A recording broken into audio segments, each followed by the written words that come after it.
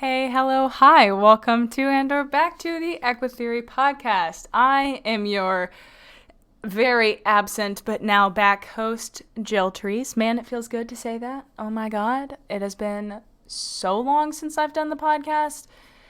Oh, I don't think I've ever taken a break this long from the podcast, and I am so beyond happy to be back. I hate that I had to break it up in the middle of the season, but I'm gonna talk a little bit more about why that happened and why it took so long and why my schedule has been all over the place, and talk about some other things like how Zoe's doing, how the other horses are doing, why and how and where we moved farms, and all of the future plans, as well as what's been going on in my personal life a little bit for you guys here. So without further ado, let's roll that intro music and get into it.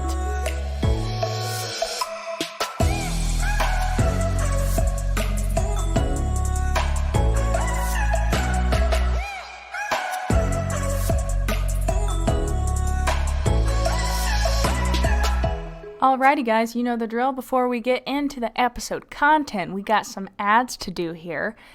So 3, 2, 1, go. Okay guys, when you become a patron of the podcast by joining at patreon.com/EquiTheory, you'll gain access to all kinds of opportunities to benefit you and your horse. Being an EquiTheory patron means that you're able to gain a like-minded community of progressive equestrians via our Discord server, ask your burning training questions, and have them answered on the podcast, live monthly Q&A Zoom events, and the option to schedule phone call consults with me to help you work through a behavioral or training-related issue, and at the very highest tier, the option to submit up to 30 minutes of video per month for me to review and critique. You can break it up however you would like. So the Patreon is set up to accommodate budgets, and you're free to cancel at any time, penalty free. So become a patron of the podcast today. Help me and the horses, and help yourself. Alrighty guys, I think I start every new clip by saying that, and I'm not gonna apologize for it. You know what? It just is what it is, and we're gonna have to deal with that. Okay. I'm moving my curtain out of the way so I can be alert for oncoming individuals. Sorry, that's totally irrelevant to you, but it's fine. It's moved. It's arguing with me. Now it's moved. And my Zuko kitten has jumped up on my desk to join me, which I'm sure he's going to attempt to step all over my keyboard and knock things over, because that's what cats are for, right? Anyway, so yeah, I'm back. That is, I have a big fat smile on my face. It's been so long, oh my god. And I have to apologize because I didn't really anticipate that it was going to be so long. I mean, I kind of did and I kind of didn't. I know, I think in the last episode, well, before the kissing spine surgery episode, which is the most recent one because I believe this is episode 5 of season 4, I talked about how I was going to be taking a break until, we moved new farms and got settled in. And it is and isn't taking as long as I thought it was going to. So I'm going to talk a little bit about that more. But first, I want to just kind of give you guys I don't even know what to call it, kind of like a technicality update. So, I don't know if you guys care about this at all, but I was first using Anchor FM to create the podcast, and then I moved platforms to Buzzsprout because Anchor had this option where you could just insert recordings of yourself that were pre-recorded of ads, and you could just put them on every episode super easily, and it was really nice, and I was making good money off of ads. But then they just pulled my sponsorships for some reason, and so then I wasn't making any money off of that, and I did a lot of research, and I was like, okay, Buzzsprout is the best. So I was paying, I think, $18 a month for a Buzzsprout subscription. But the way that ads work is you have to reach out to companies yourself, whereas on Anchor, the companies would send proposals to you. For instance, I did one for Anchor and for Spotify and a couple others, I think. But they would just send it to you with a script, and you could either record the ad and plug it in, or you could just hit, decline.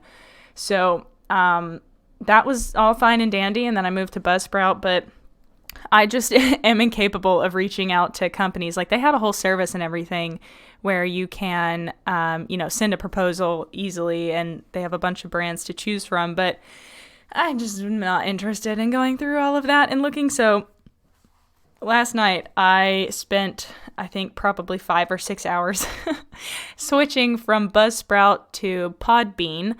And now that's where my podcast is hosted. So if you notice any changes or something is kind of screwed up on, like, the Apple podcasts database, I don't know what to call that, or on Spotify or something, if you notice something that looks kind of off, please shoot me an email at EquiTheory@gmail.com. I think I fixed all of the errors, but there could still be more. But anyway, so it took a long time because, like, the episode order was screwed up, so I had to go through and manually change the number on every single episode, and it was a pain. But the cool thing about Podbean is they allow you to have a website for your podcast where they'll upload the audio file, and if it's video, they'll do that for you as well. And it has all the podcast information. You can set up different pages to have, like, an about section, or where to contact and everything. So that has eliminated my need for the EquiTheoryPodcast.com website. And I struggled with it a little bit last night because I was like, but it's so pretty. But I did the math, and $18 a month for Buzzsprout just to have a place to upload my podcast. It's $18 a month, which is like $250 something, I think, a year. And then for my Squarespace subscription, what I was on for that website, I think, was between $100 and $200. Can't exactly remember. It might have been like $150 or something. I don't know. But so, upwards of like $300 to $400 to have a website and my podcast. And on Podbean, this is not sponsored, by the way. I'm just saying, like, this is why I'm probably going to delete the podcast website, which pains me to say because I spent so long building that website. Now I'm like, well, that was a giant waste of time. But anyway, but on Podbean, I think I paid $108 for the current subscription I'm on, and I might have to up it, but that's just for a place to have my podcast and a website for a third or a fourth of the price that I was paying to have those two things separately. And that takes a lot of work off of me because every time I posted an episode, I would have to manually create a blog post on my website with all the podcast information, and that's a lot of work. And then it wasn't getting done, and then the website would be behind, and I'm just like, you know what? This is easier, it's cheaper, and it means that I will be more efficient. So sometimes I do actually have to sacrifice quality for quantity, because if I don't, then it just won't get done. So I've been trying to make a lot of decisions like that in my life, like how can I do the things I want to do? And, it might not be the perfect or the best way that I want to get them done, but is it ever going to be perfect? Probably not. So why not just, make it easier for myself so that I can at least get it done, and it's not going to affect the quality of the podcast or anything like that. It's more just, it'll affect what the website looks like. And, the Podbean one isn't that bad, and it's a pretty new feature. It's all an algorithm. They just plug in everything, where you want it. So it's pretty exciting that that's a thing. So, I just am, it's unfortunate that it won't look as nice as the one that I created myself on Squarespace, but I still have jetequitheory.com. It's just going to cut my costs in half, or more than half. So very exciting. I spent so long doing that last night, so hopefully everything is up. I think it's equitheory.podbean.com is the podcast website. So if you want to give a look at that, you can. But I just wanted to sort of let you guys know that site will probably be non-functional soon. I canceled my subscription, but I paid for the annual plan on Squarespace, so the website might be up until November 24th, but I'll probably take it down before that, which sucks because that's quite a chunk of money that I've lost. But you know what? It's fine. Now I don't have to pay for it again. So anyway, readjusting in my chair. Finally got a new office chair. Do you hear this? There's no squeak. I updated so many things. It feels so good. My savings was not happy with me, but I made an effort to, attempt to revamp things so that I'm more comfortable and I don't have to worry about, sacrificing you guys' ears listening to that stupid gaming chair squeak. I got, I think it's called a Serta Sit True, and it's so freaking comfy. I sat in it all night last night working on the transition to the new platform, and I only got sore about the 5th hour, so it's really comfy. None of this is spons. I'm just telling you guys things that I like and that I've found through trial and error. But I actually decided to switch to Podbean through Shelby Dennis's recommendation because she reached out to me to ask me about my experience with Buzzsprout, and I was like, don't do it, bro. I mean, like, Buzzsprout is great. They have so many, like, really handy things. Like, they have this option called Magic Mastering, which is, like, they'll make your audio file cohesive. So, the quality may not be super fantastic on this one, like when I have guests on, because what Buzzsprout would do is that they would, like, make... Like, for instance, when I have guests on, I usually do it via phone call and just hold my phone next to the mic or set it on a phone stand next to my mic. And they would fix it to where it sounds like they're in the room with me, about as close as you can get from a phone call. But Podbean, to my knowledge, does not have that option. So, I did have to consider that when I switched. But on Podbean, it seems that they'll just plug in ads where they think is necessary, or I can do it manually. The older episodes will probably be automatic, so if you listen to it and it just randomly cuts to an ad, they say they have like an AI system to find a good spot for an ad, but it's AI, so but probably from here on out it will be manually done, so I'll pick and choose places to put the ads.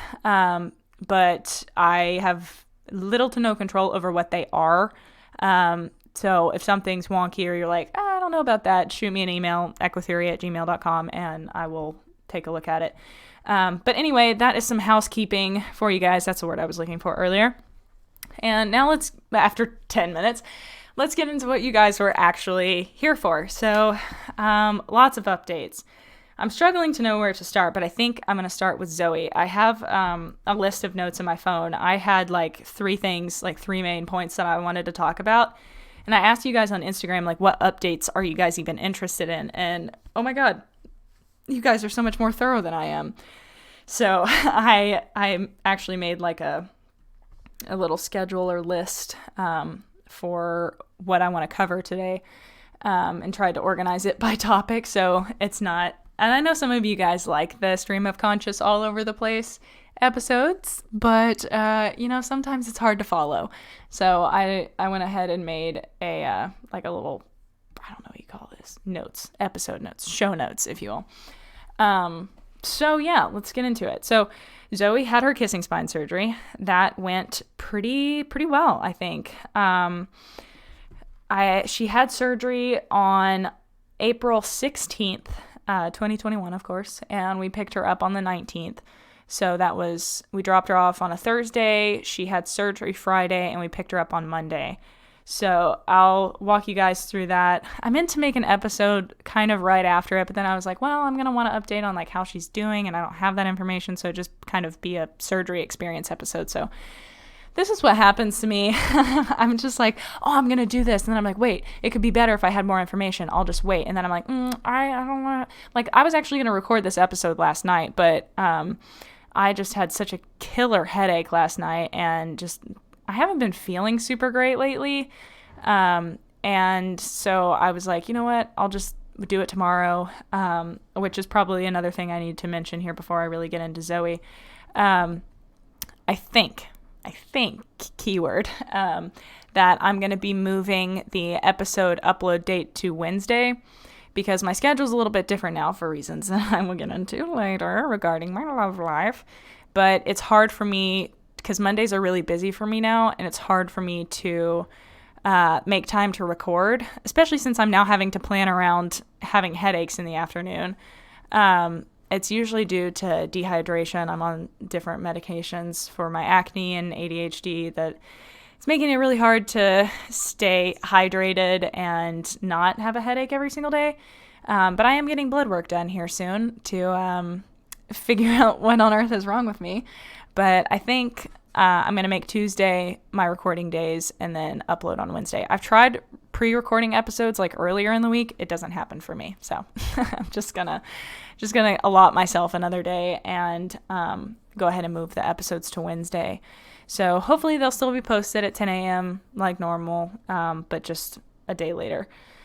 Okay. Anyway, so Zoe, we took her down Friday, picked her up on Monday. We stayed down. Me and my mom stayed on Thursday night so that I could go see her after her surgery. They did her surgery Friday morning at 8 a.m., so she was raring to go, right after. And by raring, I mean very drugged and tired and in her stall.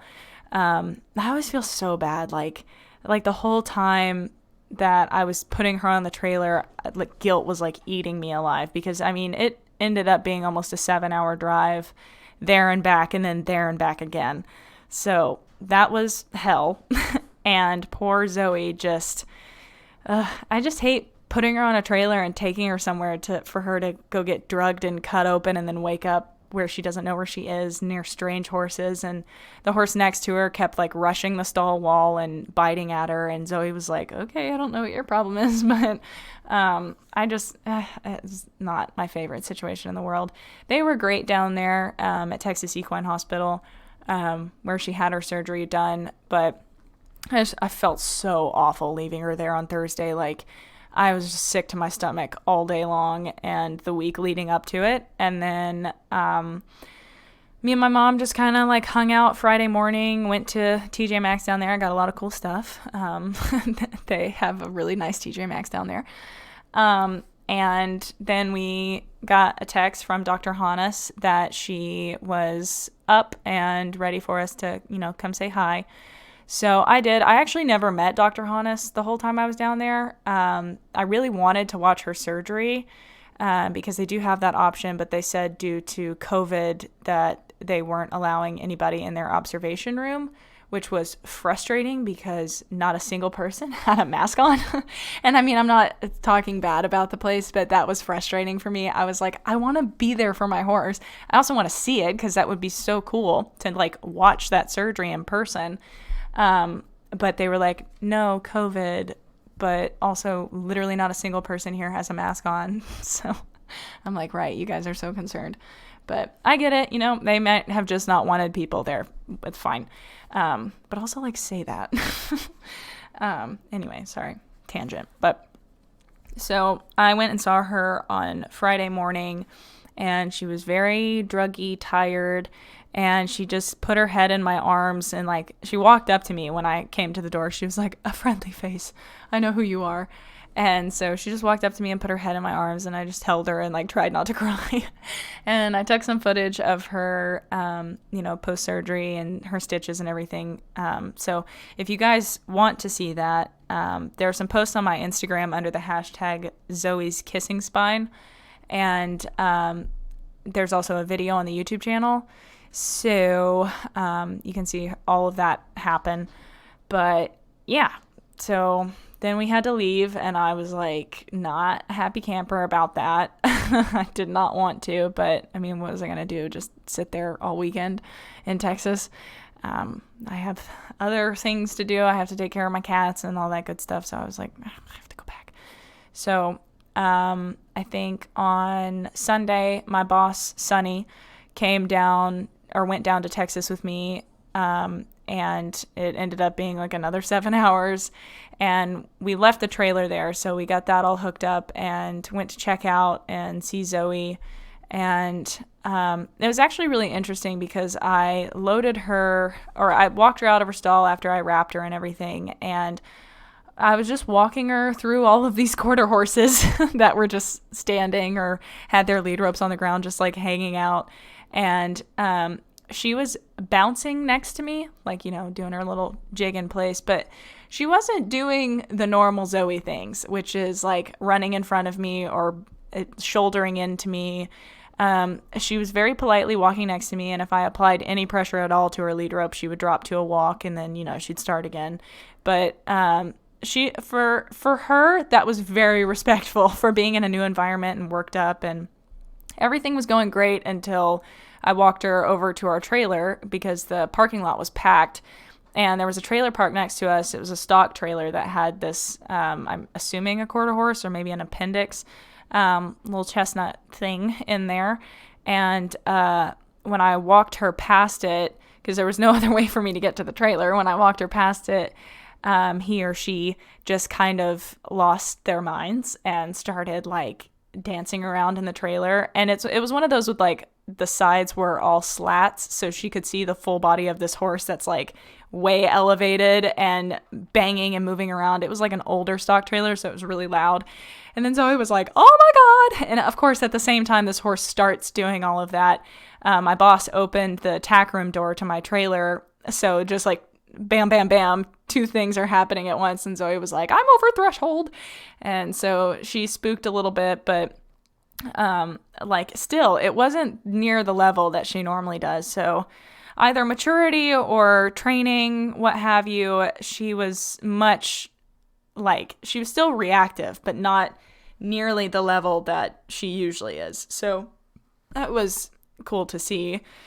And she calmed down, and I led her to the back of the trailer and just let her look around and kind of decompress for a moment after, being spooked by that guy, a little horsey. I don't know if it was a guy or a girl, but then she just walked right up onto the trailer, and then we had a 7-hour drive home, and I was like, I felt so bad. I was like, she just had a major surgery like 3 days ago, and now I'm putting her on a 7-hour trailer drive home, because I was anticipating they'd keep her at the hospital for like a week, but no. So they sent me home with Bute and UlcerGuard and some medicine to put in her ears because she had a lot of ear ticks again. I don't know what to do about that. She keeps getting them.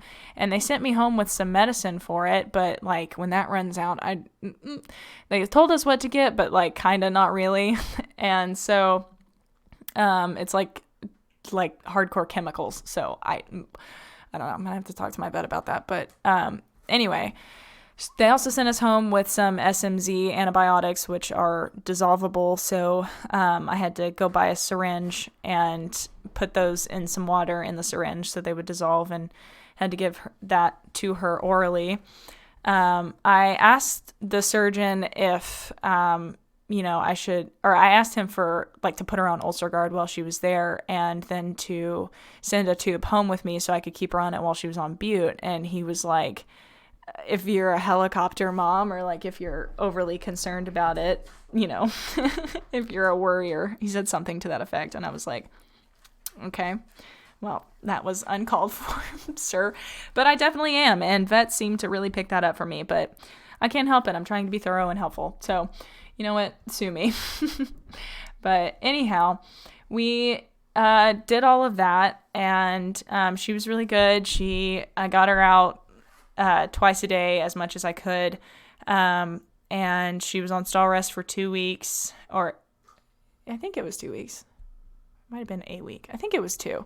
I don't know. Everything has been such a blur lately. I can't even keep up with I can't be asked to remember the past at this point.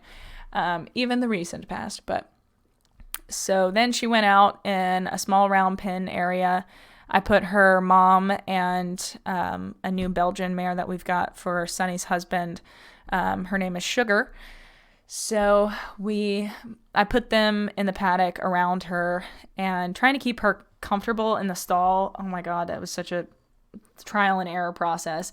And I felt so bad because she was like, why the hell am I in a stall when I have been out 24/7 for the past 2 years and I'm trapped in this stall? And I did everything I could to make it, as least excruciating as possible. I made sure she had constant access to hay.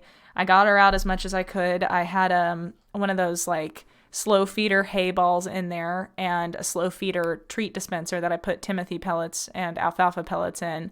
And her feed pan is on the ground now forever.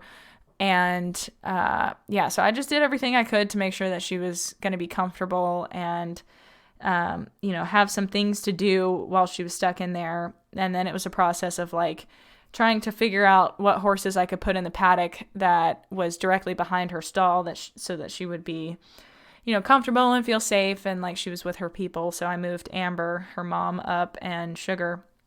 So, but that was so many musical horses to figure out what combination worked best. Oh my God. I won't bore you guys with the combinations I tried that failed, but it was a lot. So anyway, she got to go out in a small round pen and everything, and things were fine. And I was like, okay, so I'll be moving out to the new farm at the end of May. So, that'll work out perfectly because that will be when Zoe is ready to come out of a stall and go out into a pasture, because the new farm is set up with 4 giant pastures. And there are not paddocks, there are not small pens, it's just 3 big fields. And we're not using the 4th one, which is the biggest, because that's where we're going to be putting the cross-country field. And also there's creeks and ravines and stuff, so, and trails and all of that. But that is not to say that they're getting gypped in any way, shape, or form. The 3 fields that we do have horses in are gigantic. I mean, they're huge. So, we were gonna wait until the end of May, and then, which this is a tangent, but it's really interesting. When Sunny, my boss, if you guys remember, I think back in November. It was either November or October. She got bucked off of Flit, the horse that I competed at Holly Hill. There's a video on my YouTube about it. He's the Frisian sport horse. And Professor Flitwick, he bucked her off in cross-country warm-up, and she fell and broke her hip. And I think he just got overwhelmed, and it just was one too many triggers, and he exploded. So, it was a lot. But after that, she was like, I'm old. My, the vertebrae in my neck are fused. My sternum has a plate in it. I've broken my back, and I have now broken my hip. I need something that's going to take care of me. I can't, she was like, I love Flit, but I don't feel safe on him. And he needs somebody that feels confident, because he's not super confident. Like, Flit was older. I think he was like 10-ish, 10 or 12, something like that. But he wasn't a super experienced event horse or show horse. Like, he'd just done some backyard things. But the people that sold him to Sunny lied about his experience, and after corroborating with his owners that owned him the entire time before going to the sale barn, were like, no, he's never done anything in his life. He did like a few backyard dressage shows, but he's never done anything like that. So the fact that he did as good as he did with me at Holly Hill was impressive, that he kept his cool and didn't get freaked out. But, I'm younger and more confident than an adult amateur that's broken every bone in her body. So, I gave him a more confident ride than she did. And, because she was nervous. You can't fault her.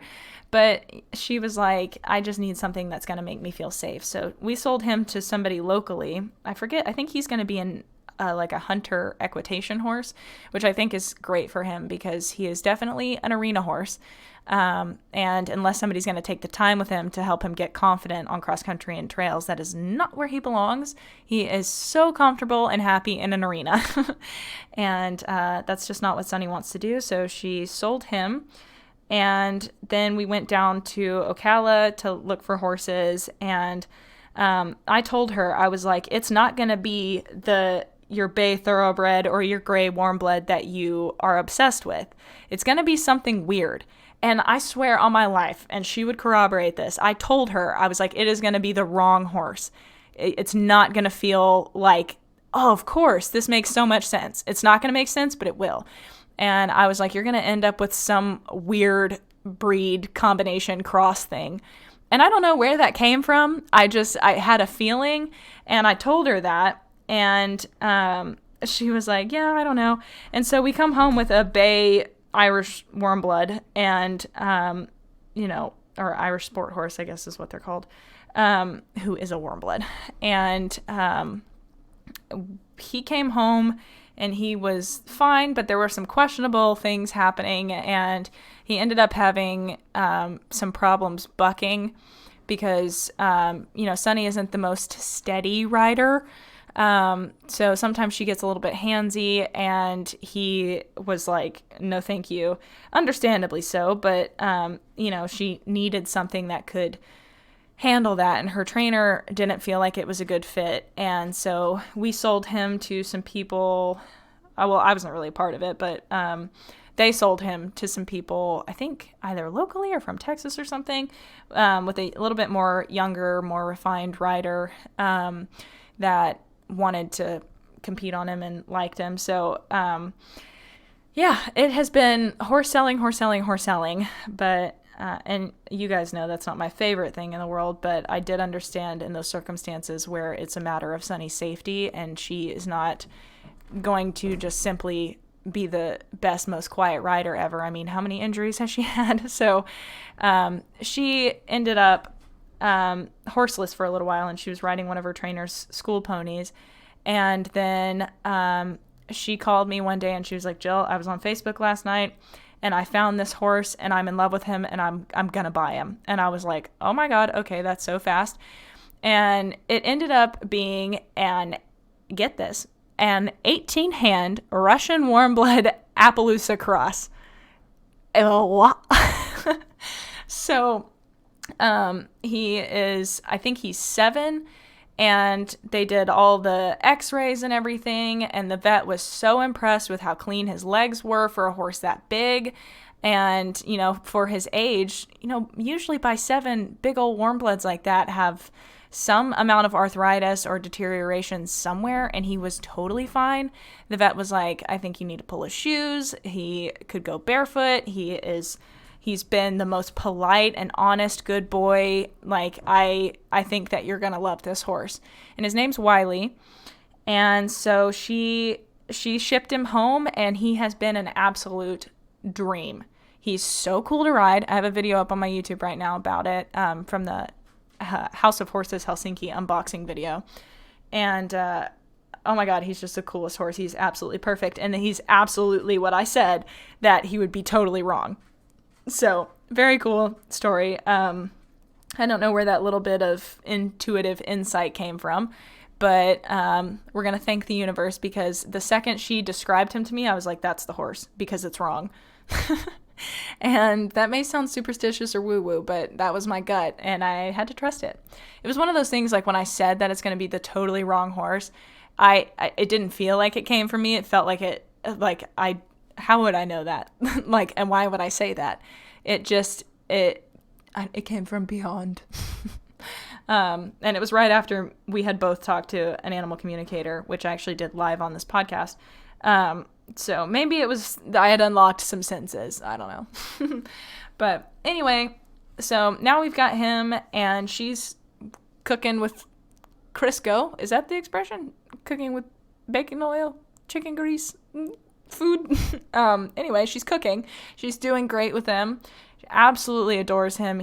She is like super in love with this horse, which makes me so happy, because she has not connected to a horse in a long time since she lost her heart horse, due to an injury that just wasn't going to get better. So, really, really excited for her. And, so all of that to say, that's what accelerated us moving. So she got him in, and she was like, I want to ride. I don't want to ride at the Bismarck farm. I want to ride at the new farm with my indoor arena and all the trails. And we're building an outdoor arena eventually, if the freaking arena guy will ever get back to us. But so she was like, I just want to be at the new farm and get moved already. So I was like, oh my God, okay. So then it was like, okay, Wiley's coming home this week, and now you're moving next week. So we got the painters in my house. So there are 2 houses on property, and I'm in one of them, the smaller one. And so we got the painters in here. We got the floor guys in here. and they knocked it out, and then it was my turn. So I can't even begin to remember how long ago that was. Oh, okay. Well, I have my calendar in front of me. On May 7th, me and my mother and my grandmother came up to the new house and just cleaned. We cleaned so much. And it was absolutely foul in here. It was so gross. Everything was like covered in like sticky, glued together, practically dog hair, like just dirt and grime on everything. It was foul. And so, I mean, we cleaned all day long. And then on Saturday, we loaded everything up in some trailers that my dad had and all of our cars and brought all my stuff over here. We did it in one trip, which was impressive. And so I didn't have my car for a while because I was driving my parents' truck. And so it's just been a lot of stuff like that, just having different cars. And initially when I went to go get the truck and the little trailer that is just like a storage moving trailer, I had a flat on the way here. I've had so much car trouble lately. Like, it just never ends. It's either a flat or something's wrong with my engine or I don't know. And it doesn't matter what car I'm in. Just whatever car I'm driving has an issue. So anyway, all of that to say, we got everything in here, and then it has taken me about until this week to unpack. So for reference, it is the 25th of May, and I brought all my stuff over here on the 8th of May. So trying to get settled and find out what things I'm missing and what things I need, where does everything go, what could be there, and how to get everything hung and sorted, and it's just been a mess trying to get figured out. And on top of all of that, we were supposed to have internet here before I moved in, which, to remind you, May 8th, it's May 25th currently, and we were supposed to have internet before I moved in, and we still don't have it because the freaking internet guys around here are just, oh my God, they are not on top of it. And there is literally no Wi-Fi, no nothing out here. Obviously, I don't need internet just to record this in GarageBand on my computer, but to upload it, I'm using my dad's work hotspot because I killed the hotspot on my phone, and I went over my data for that, and then I went over the extra data, so now my phone only works pretty much in areas that are not, quote-unquote, highly congested areas, so otherwise my, web pages just won't load, so it's super fun. But thankfully I have his work hotspot, and I'm having to use it sparingly, though, because it is for work and not for his daughter that doesn't have internet. But I'm hoping that they're going to get it together here soon, because I start class on the 1st of June for my summer classes, which are only 4 weeks long. So I can't be just not having internet that whole time. Sorry, burping. For some reason, talking a lot and really fast makes me burp. But yeah, so we are moved, and I am finally settled in here. It feels kind of weird. I don't know, when I drive around, I'm like, this just isn't my home.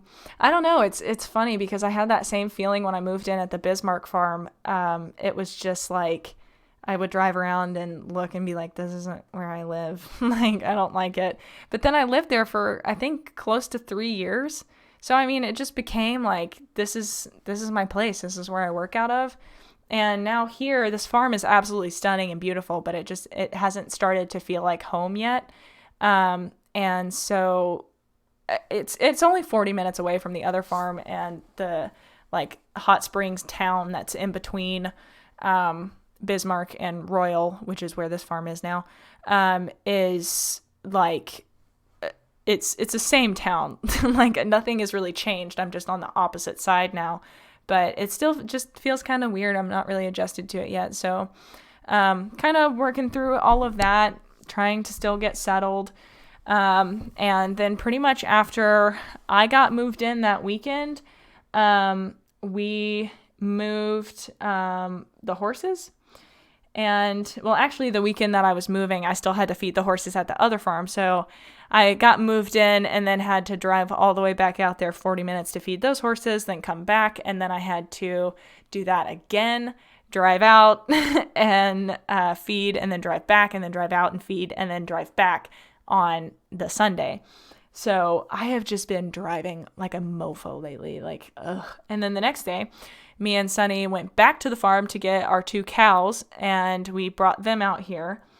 And then I ran some errands with my mom, and then on the 13th, which was that Thursday, we moved half of the horses, and the next day we moved some of the others. So I think we have 11 out here right now. I think so. Which is Wiley, Teddy, Ben, Archer, Lexi, Homer, Sugar, Zoe, Amber, Rosie, Leo 2, and we still need to get the other Leo and Darla, which were the ones that we were going to move first. And then we're going to get the other half of the horses when the people that normally feed, because the people that normally feed are still in Bismarck because their kids go to school there, so they're still feeding the other half of the horses there, and then they'll be moving up here in the area to come feed these horses, and they'll be doing that, ... sentence finish, but they're waiting on their kids to get out of school, so hopefully around the 1st of next month, or in the middle of next month, they'll be moving to their new place and getting settled and everything, and then they'll take over feeding for me.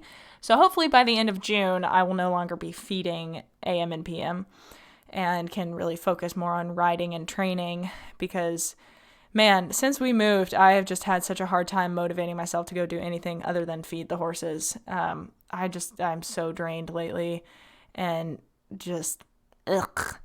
I don't know how to describe it, but my body just doesn't feel good, which is why I'm getting the aforementioned blood work. But anyway, so hopefully we'll be getting the other half of the horses by the end of the month. I think within 2 weeks, my boss is getting her new trailer. So it's a stock trailer, and we're just going to load the babies up on that so they can ride loose and not have to worry about tying them right now. And because our other trailers that we have right now, they would have to be tied because it's too dangerous for them to turn around. So we were just like, you know what, we'll just wait and do it that way, because that's the only way they've ever ridden. Like when they were babies, when we picked them up from the vet, they just rode loose. And so we're doing that. Bought a trailer that will be safe for it, and very excited about that, because it'll also be like a perfect trailer for me to, work with them more on loading and tying and getting comfortable in there and everything like that. So we'll be bringing them out hopefully in like 2 to 3 weeks. And then I'll have the babies here. God, I miss them so much. I feel like I haven't seen them in forever. And realistically, I saw them like last weekend, but I still miss them. Little Astro, Azula, Sterling, and Dexter, and Simba. Oh my God. I don't think I've talked about him on the podcast. Azula's mom, lady, had Simba, her new colt. He is out of her, I'm superior to, and by Mo for the money. So we're calling him Simba. And very, very excited about him. He's so cute. He looks like a carbon copy of Azula. But yeah, so he's feral at this point. I haven't had any chance to work with him because I live 40 minutes away from him now. But he's very, very cool. And he's the cutest stinker.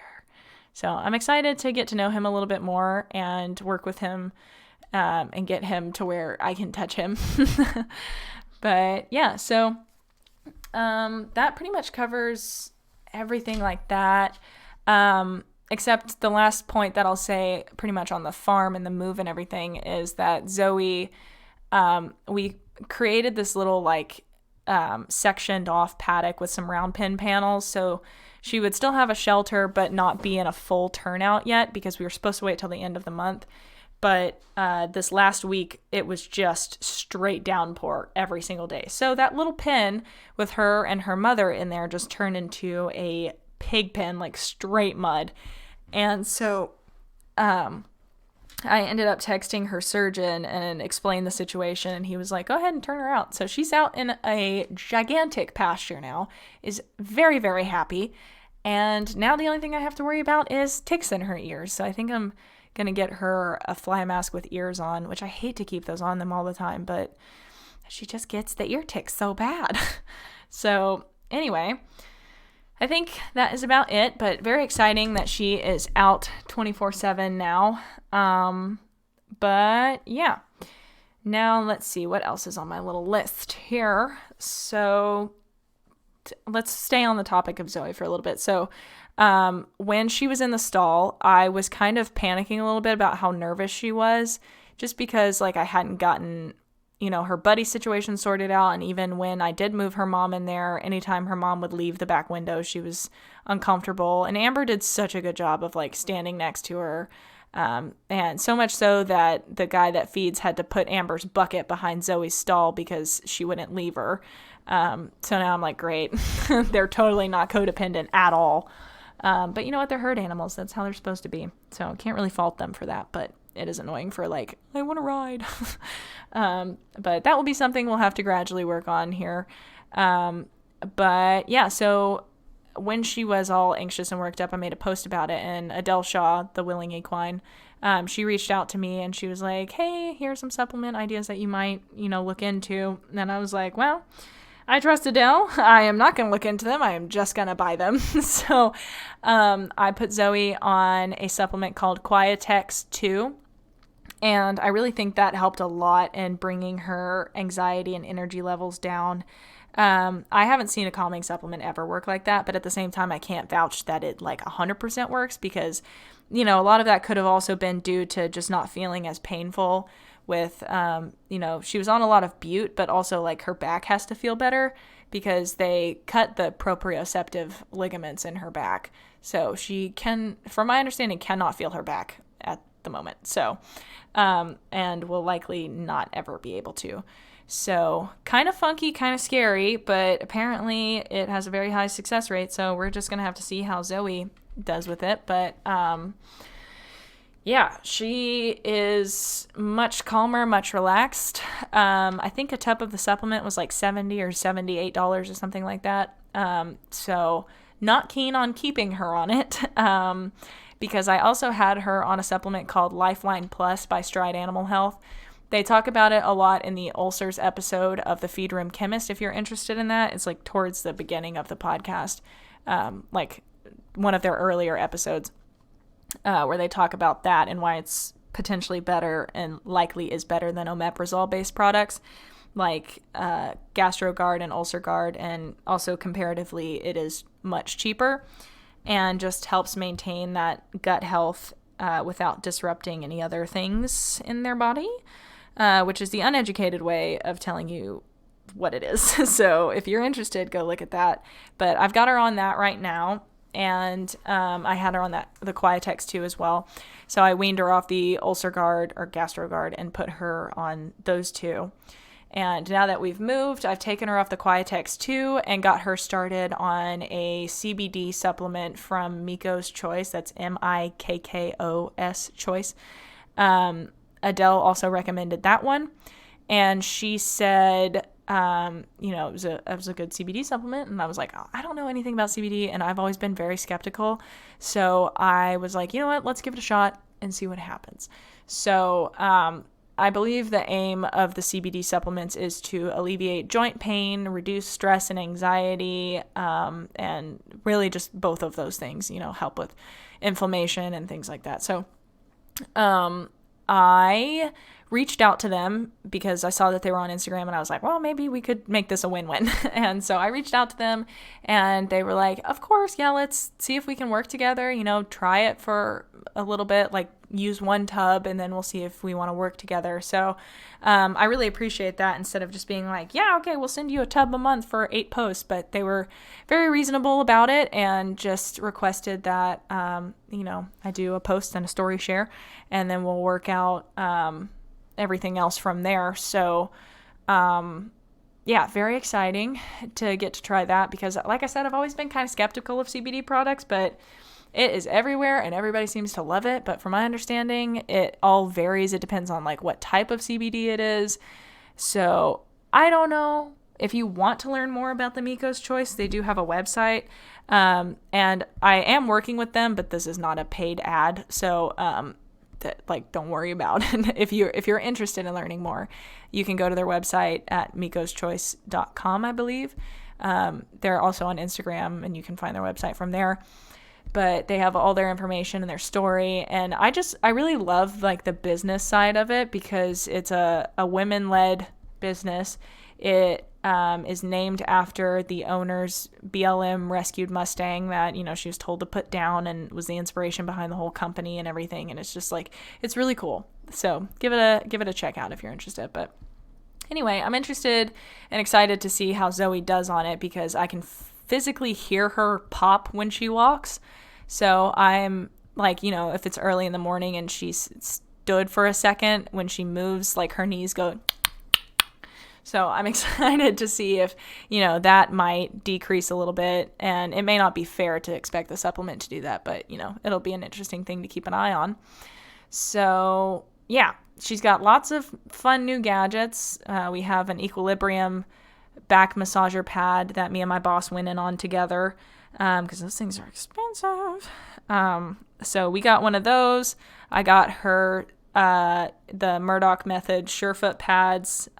It's the full physio pad, I believe. It's double-sided.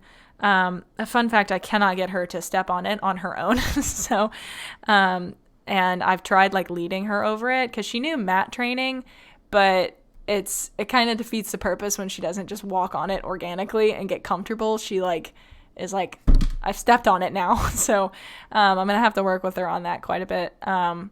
And she also has Back on Track Hawk boots that I bought forever ago and some IncrediWear ones that I won in a contest, actually.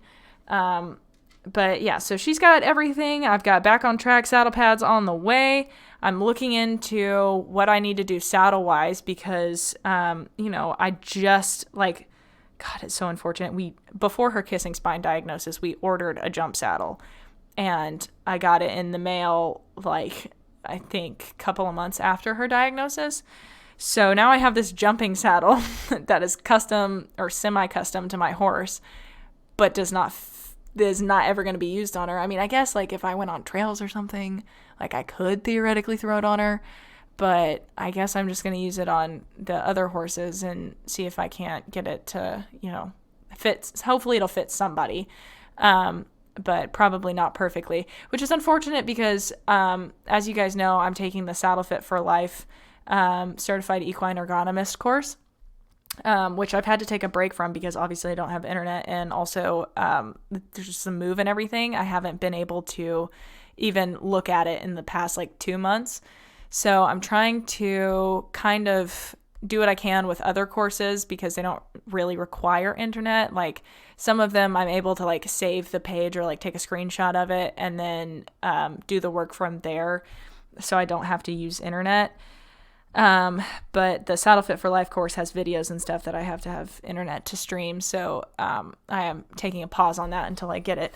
But I'm hopefully going to be able to resume that in June and post more about it for you guys. But from my understanding, it is very, very, very difficult to fit saddles.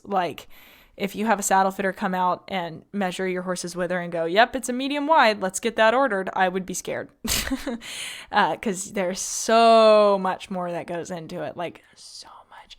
And from what I've heard from talking with the head of Saddle Fit for Life and doing my own research within the program and listening to other podcasts and stuff, it seems that saddles are getting shorter and shorter to, avoid the lumbar spine, because as we breed horses, we're breeding sport horses with shorter backs.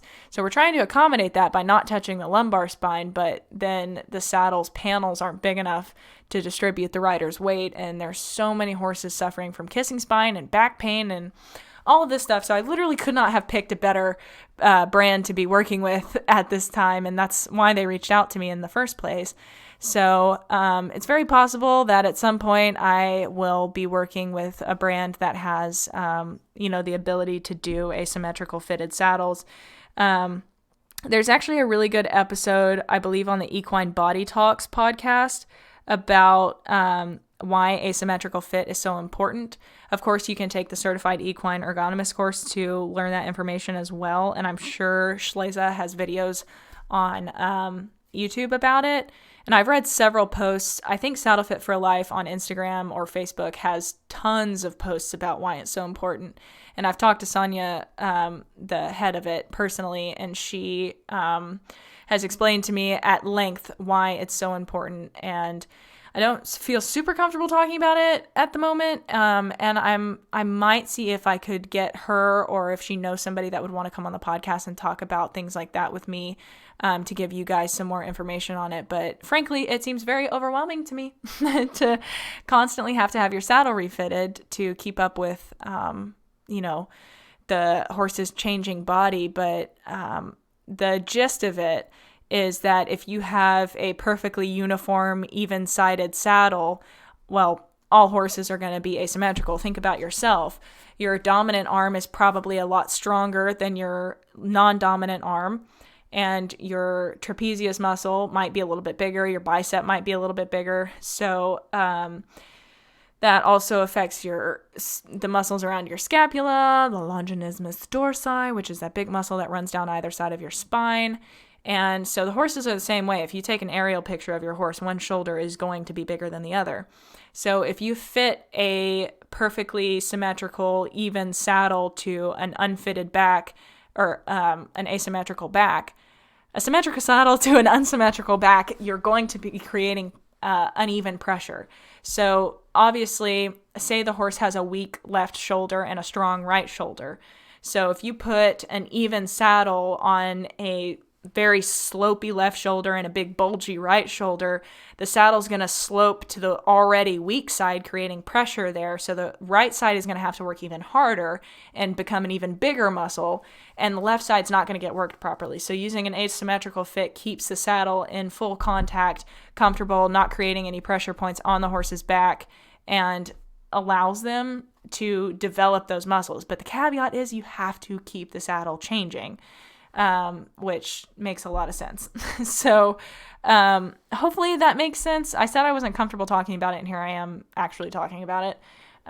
So sorry for the lie, but hopefully that makes some sense. I would definitely look more into it and not just take my word for it, because I am by no means a saddle fitter. I am working towards my certification to be an equine ergonomist, but I am not at present. So definitely do your own research and talk to your saddle fitters about it. But it is pretty decently new information. So, everybody may not be aware of the science and research that they've been doing around it.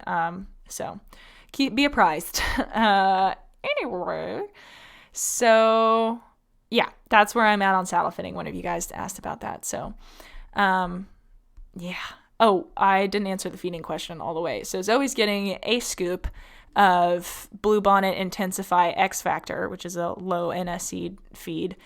We might be switching over to their 101 diet balancer because they have so much grass out here now, but we've got to get our grass tested and do all of that, which is so stressful because, oh my God, it's so hard to know what your grass actually has in it because it changes, and it could be different in the same exact field with the same exact conditions. It could be slightly different just because of who knows why, area to area. So I don't know. I'm very stressed out about that, and it makes me anxious every time I think about it. So I'm trying not to. But anyway, so that is where I'm at with saddle fitting, and hopefully I will be able to do something that is going to be comfortable for Zoe.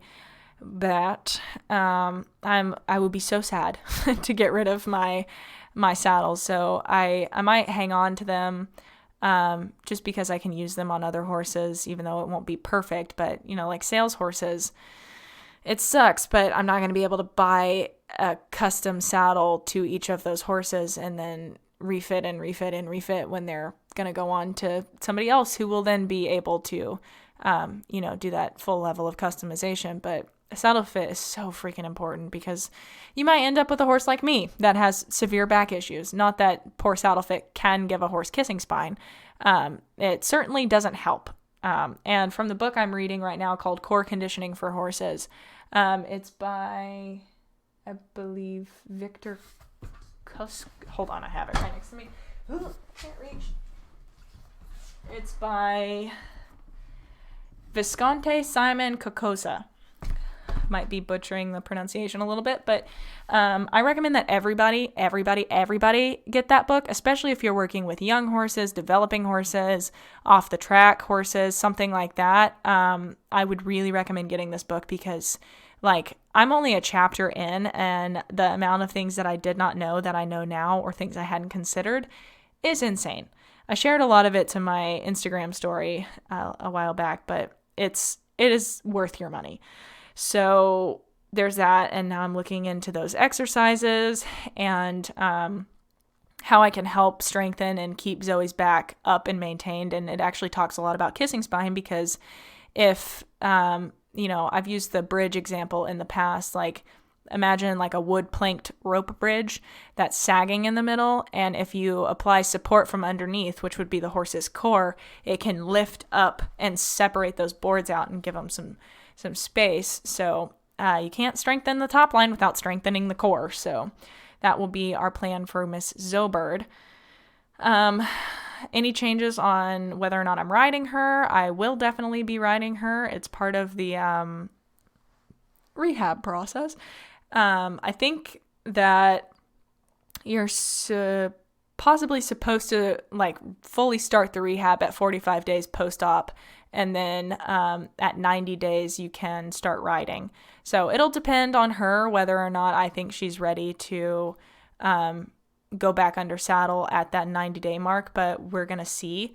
I am very, very stressed, full disclosure, about getting her back in shape, because I have not been diligent about working with the horses lately. I don't know what my issue is, but I'm having, I just feel so run down all the time. I'm having a gigantic issue staying on top of working with the horses and being diligent about it. And I'm really, really afraid. And I can't let myself, because I will literally ruin her life. But the rehab is just as important as the surgery when it comes to kissing spine. So being diligent about her is a must. So I'm terrified, because sometimes old ADHD brain says, not today. And I do not want that to cost me my horse again. So I'm just going to have to buck up and make a schedule and stick to it. But yeah, that's that for now. Training goals with her are really just to get her back into work under saddle, healthy, confident, happy. I've got some things that I want to work on, trick and training wise. But really the biggest goal is just to get her confident enough to go on trail rides, which sounds so who cares? But we have so many trails out here, so many awesome trails. And historically she has not been fun to ride on trails. So it will just be a matter of progressively getting her more and more acclimated and working with her, getting her more confident. And yeah, so that is the plan with that.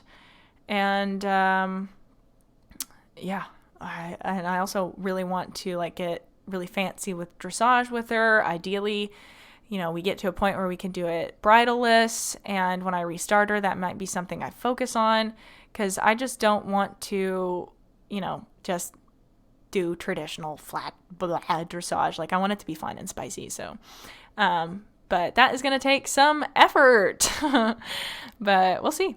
So I've been listening to a lot of the Clicker Training Horses 101 podcast with Shauna Karish about how to create engagement and collection and things like that in the saddle with positive reinforcement. So, and she makes it sound so easy and attainable. So I'm gonna give that a go. I gotta find a place around these parts to set up a reverse round pen. I might just do it in her field, honestly. But because that is where it begins. So we'll see. Somebody also asked what my future plans are, and am I getting more horses? Right now, Azula is the only one. Which brings me to my Lexi update. So we are actually taking Lexi tomorrow to Sunny's trainer, because she really does not want me to have Lexi be my first experience breaking a horse in or starting a horse under saddle. So we talked about it, and she was like, I'm really just not comfortable. And I was like, I promise I can do it. I know that I can. I will use positive reinforcement. I will go at Lexi's pace, and I will not ever put my foot in the stirrup if I don't think that she's going to be 100% confident. And my boss just was really, really adamant because Lexi is a spicy little thoroughbred filly, but she's just ignorant. She doesn't know anything. So, of course, she's going to be a little bit more flighty than others, but she was just really adamant and not comfortable with it. And at the end of the day, it's not my horse. So there's nothing I can do about it. And so I was like, okay, let me start the boys then.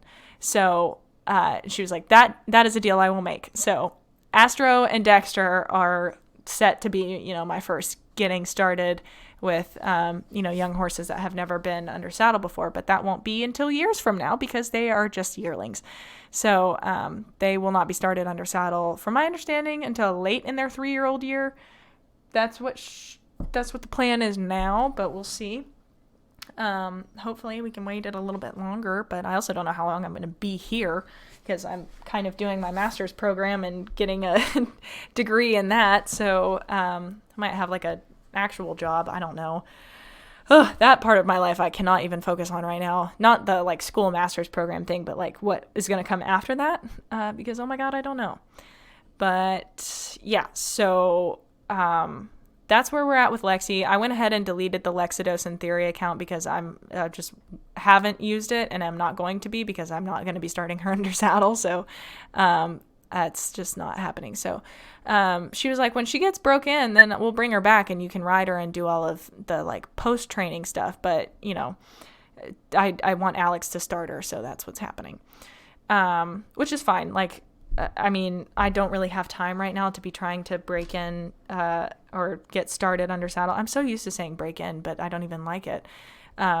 Get her started under saddle right now because I've got all the babies and the horses that have already been started that need to be, developing their education. I just feel so busy and low energy all the time. Oh my God. And I can't express to you guys how much I wish I lived off property because it is so difficult for me to just be like, yeah, I'm going to go outside and work, because then I just end up back in my house not doing anything. So, frustrating. But anyhow, I'm hoping that I'm going to get it together because I will have actual genuine helpers out here soon. Some girls will be helping me this summer, work with the horses and things like that. So I'm very excited to have help because I think a lot of it is just I'm so lonely out here. Like, not in that like I don't have people, but nobody's riding with me. And I really miss like having that atmosphere to have people to work around and with, and just like it's so boring when it's just you and like 10 horses and it's just a daunting task. And you're like, well, what if I die and nobody's out here? So, yeah, that's where that's going. But I will have people soon that'll be out here every day with me, and I am very excited about that. Speaking of people that are out here with me, my doggo is officially living with me, Miss Mila Bean. She is back in action. We have like a little fenced yard for her to stay in, during the day or when she's dirty. Right now she's inside with me laying under my desk right now. And she's been really good. We did bring the barn cats out here, and she has matured a lot. She lived with my family for a little while and lived inside with their cat, and Squirrel is the cat's name, which is ironic for a dog. Squirrel. So she would wander around outside, and Mila was really good with her and didn't do bad things. So for those of you that don't know, Mila did in fact end up ending the life of a small kitten named Spaz, which was very sad and awful. But so she got kicked out of the last farm. But this farm does have a fenced yard that she can stay in. But I've had her out and running around with me while I feed and stuff. I just have to keep a really close eye on her. And she can't go out without me paying attention to her. So, which makes sense because I don't want any of the cats to die either. And we've been working on it here and there. So, she has amazing recall now. So she's grown up a lot since the incident, but yeah, so there's those updates. I had the baby's update written down here, but I pretty much just gave it. Everybody's stagnant and will be coming at the end of, hopefully at the end of the month, but maybe like in the first couple of weeks of June. We'll have them out here, but I was going to say something. I just had a thought. Oh, Azula. Okay, so Azula is currently set to go to race training in November. However, she is very small still. So Sunny was like, if she doesn't get any bigger, she's not going. And I was like, okay, well then you're probably just going to wait until like January to send her, right? And she was like, well, I don't know. I mean, so we're going to fingers crossed between you and me, listener here, that Azula just doesn't grow until she's like 2 and then hits a gigantic growth spurt. Because I'm a tall girl and I need a tall pony. So we're hoping for that, okay? Just between you and me. It's fine. Sunny also knows I'm hoping for that. But yeah, I really don't want her to go to race training. I don't think that would be fun. But I am fully intent on having her as my own. So there's that. But yeah, so that's the plan right now. We don't know if she's going or not. It's all going to depend on how much she grows between now and then. She could end up really big. She could not. We'll see. But yeah. So plans for the other horses right now, the training horses are Ben, Archer, Leo, Homer, and Teddy. And then Lexi will get broken and then she'll come back to be a sales horse. I have also decided to step away from that one because I need to stop collecting horses. I love Lexi and I think she is a fantastic little horse, but I do not need more. So I have removed myself and decided to only claim Azula. And so I will keep her at arm's length and work with her as if she is any other sales horse. But she deserves her own person that can devote, all of their time to her. So hopefully that'll happen for old Lexidos because she's so freaking cool. That filly is just incredible. So, after she gets broke to ride, then she'll be up for sale and I'll be working with her to get her kind of moved along in her training. And also a very exciting thing is it was supposed to happen this week. I haven't heard any updates, so we'll see if it does. But Straticus, who I posted about a little while ago, I believe you can find him under the hashtag Straticus IPC. That's STRATICUS IPC. He just absolutely grew up and blossomed into a beautiful boy. And he is coming home this week because he's ran 3 races and has come in dead last every single time. He is not a racehorse. And thank God, because he is stunning. And I'm so excited to have him home because, oh my God, he's so gorgeous. So pretty, and I'm very excited to work with him. So we'll have him, and then Ben and Archer, and Teddy, of course, and then Leo and Homer. So they are all looking great and, just filling out in all the right areas on all this grass. And it's so much nicer to have them here than in those paddocks that were just absolutely destroyed with all the dead grass and mud and gross. So much better environment for the old ponies, and they are loving life. So there's that. So we are at an hour already, so I think I'm going to go ahead and swap up topics here. So let's get into me/human things. Why don't we? Are you guys excited? I'm excited.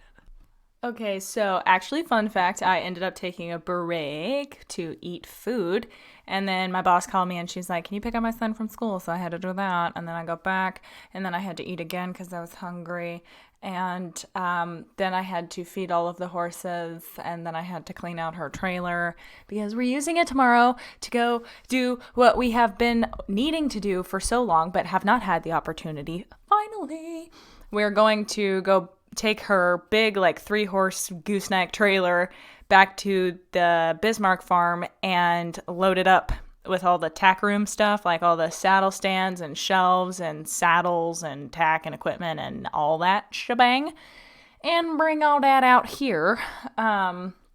So very excited about that, but I had to clean the trailer because it was gross. and we don't want to be setting saddles and things in poo and shavings. So cleaned that out, and the tack room here is all ready to go. We just got to get all that stuff, and then I'm going to hang it in a very feng shui way. So yeah, now we can get into the me/human-y side of this episode, going on over an hour here. So, because I am physically incapable of making a podcast shorter than 2 hours, so let's why not, you know?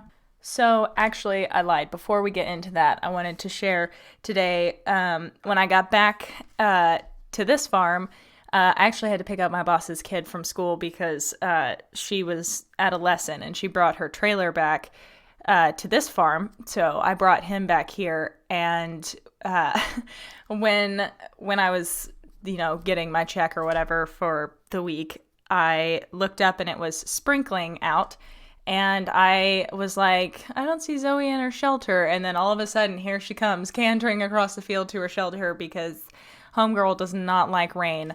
So she was cantering, and oh my God, it was the most beautiful canter I've ever seen her do. It was relaxed and sauntery, like she was just sauntering through the field, and her tail was not swishing and twitching, and her back was loose, and she was like stretchy over her top line. She looked like a little Western pleasure horse. Her nose was like a little above knee height. She just looked very comfy and happy, and it was like the first time I think I've ever looked at Zoe and been like, that's a canter I would like to ride. So exciting, but a tangent. So moving into the actual human things that I've said that I'm going to do 3 times now and have not. So the first thing that you guys said that you wanted to know about was like coping with the stress of moving houses. So not only did we move horses to the new farm here, we also moved me. So many of you know from the YouTube video I did of like showing you guys my tiny house that I moved into that and lived there for I think almost 3 years. And now I am living in an actual house. It's like a little guest house cabin thing on the farm. And it is, I think, 3 times the size of where I was before. So this is my first time getting to record an episode in an office. Like, I actually have a legitimate office now. I've got my little office desk set up and a cat tower in here, of course, and my makeup desk and everything, so I don't get makeup all over where I'm like trying to work with, papers and journals and all of that for business things. So very exciting about that. I'm hoping to get like a little podcasting area set up, but you know what? I might just not because I'm quite comfy where I'm at right now. But anyway, yeah, so coping with the stress of moving, oh my God, it was so much. I mean, like I said, we had to clean the schnot out of this place. And then trying to get everything situated, it just took forever. And I spent so much money. Like, I have never spent money like that in my life. But I guess that's what savings is for. Just kidding, it's not. Don't spend your savings, kids. But anyway, I just was like, I really want a place to make the place my own, because I had such a hard time in the tiny house because, my living room, my kitchen, and my office was in the same room. Like, all of that was one thing. And then my bedroom was also my closet, and I literally only slept and changed clothes in there.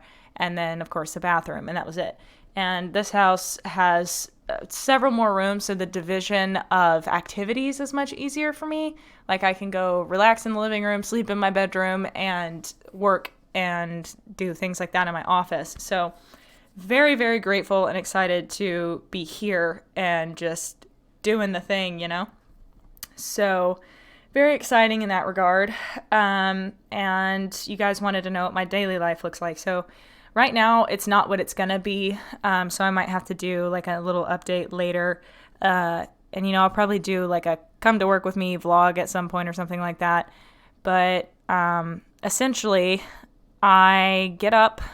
There for a while, I was waking up at 6 a.m. on my own. I don't know what happened, but I think it screwed me up because now I'm very tired all the time, and I have a hard time getting up at 8. So I don't know what my body's on, but it's not a circadian rhythm. So anyway, so like this morning I got up at 8, fed the horses, came back inside and took a shower, ate, and then, the rest of my day from there. So it's pretty much just whatever I can find to do in the middle of the day. I haven't been riding or working with the horses yet. Like I said, I think it's just largely due to being alone so often. Like, I've got Mila now, my big barky German Shepherd, who's doing really well. And, she's just much more mature and dealing with the cats super well. So, it's been a couple hours since I recorded this episode, so I'm not sure if I talked about Mila yet.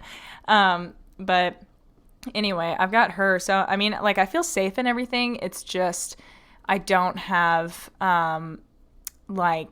people to do things with. Like, I'm used to having a barn, and, I grew up with a barn and people to work with me and ride with me. And, I don't know. It's just, it felt more like a community. And, sorry. Now it's just I have to go do all this by myself. But thankfully we have, the girls. I can't remember if I talked about this or not. I had a very similar conversation with my boss earlier. So now I'm confused if I said that on the podcast or if I was just talking to her.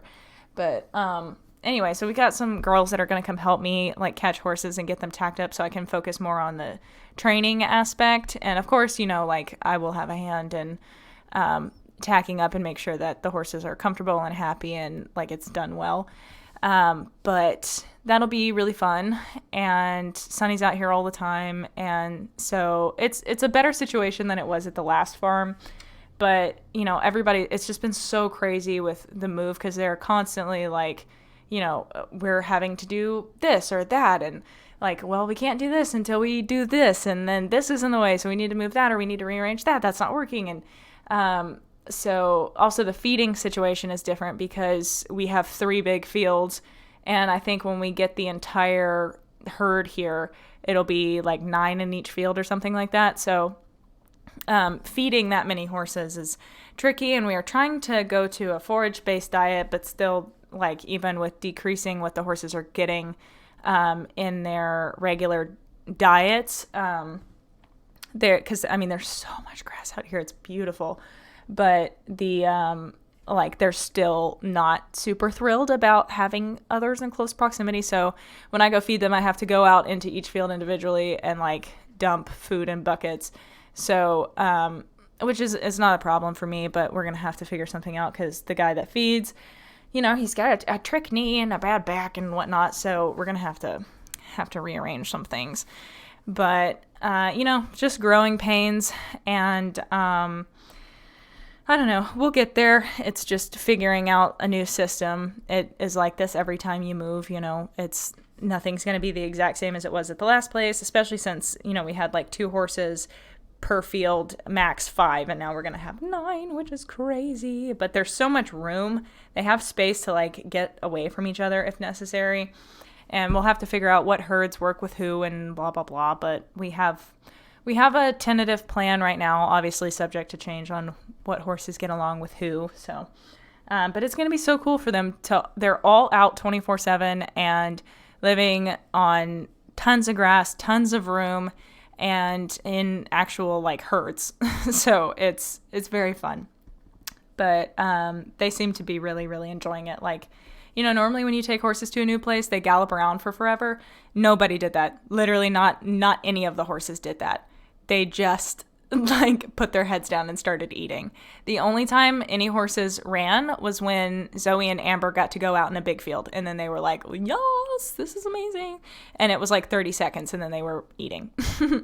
So anyway, that is my daily life and kind of how things are going. I just realized I didn't handle the coping with stress thing, which is how I've been coping with it, is just kind of avoiding. I don't know. I'm not doing super well. Like I've said a couple times, I just feel kind of run down and tired and bored and lonely. And my boyfriend comes up here on the weekends, but it's still kind of during the week, I'm oh.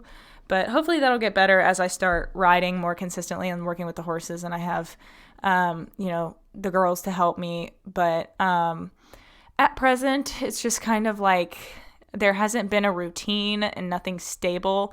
And also my routine right now is not going to be the same as it will be in a month. So it's kind of hard to feel settled and comfortable when I know that it's temporary. So I'm hoping in a couple of months, it'll start to feel like home and I'll have my routine. The horses will be settled in. They'll know the drill and that sort of thing. So, if I could describe the way that I wish I was dealing with my stress, it would be, I wish I was meditating more and exercising, because exercising gives you all of those good dopamine, serotonin-y things, neurotransmitters, if you will.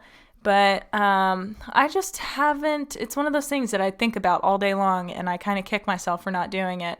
But you know what? I am telling myself, you thought about it. That's what matters right now. And eventually thought turns to action.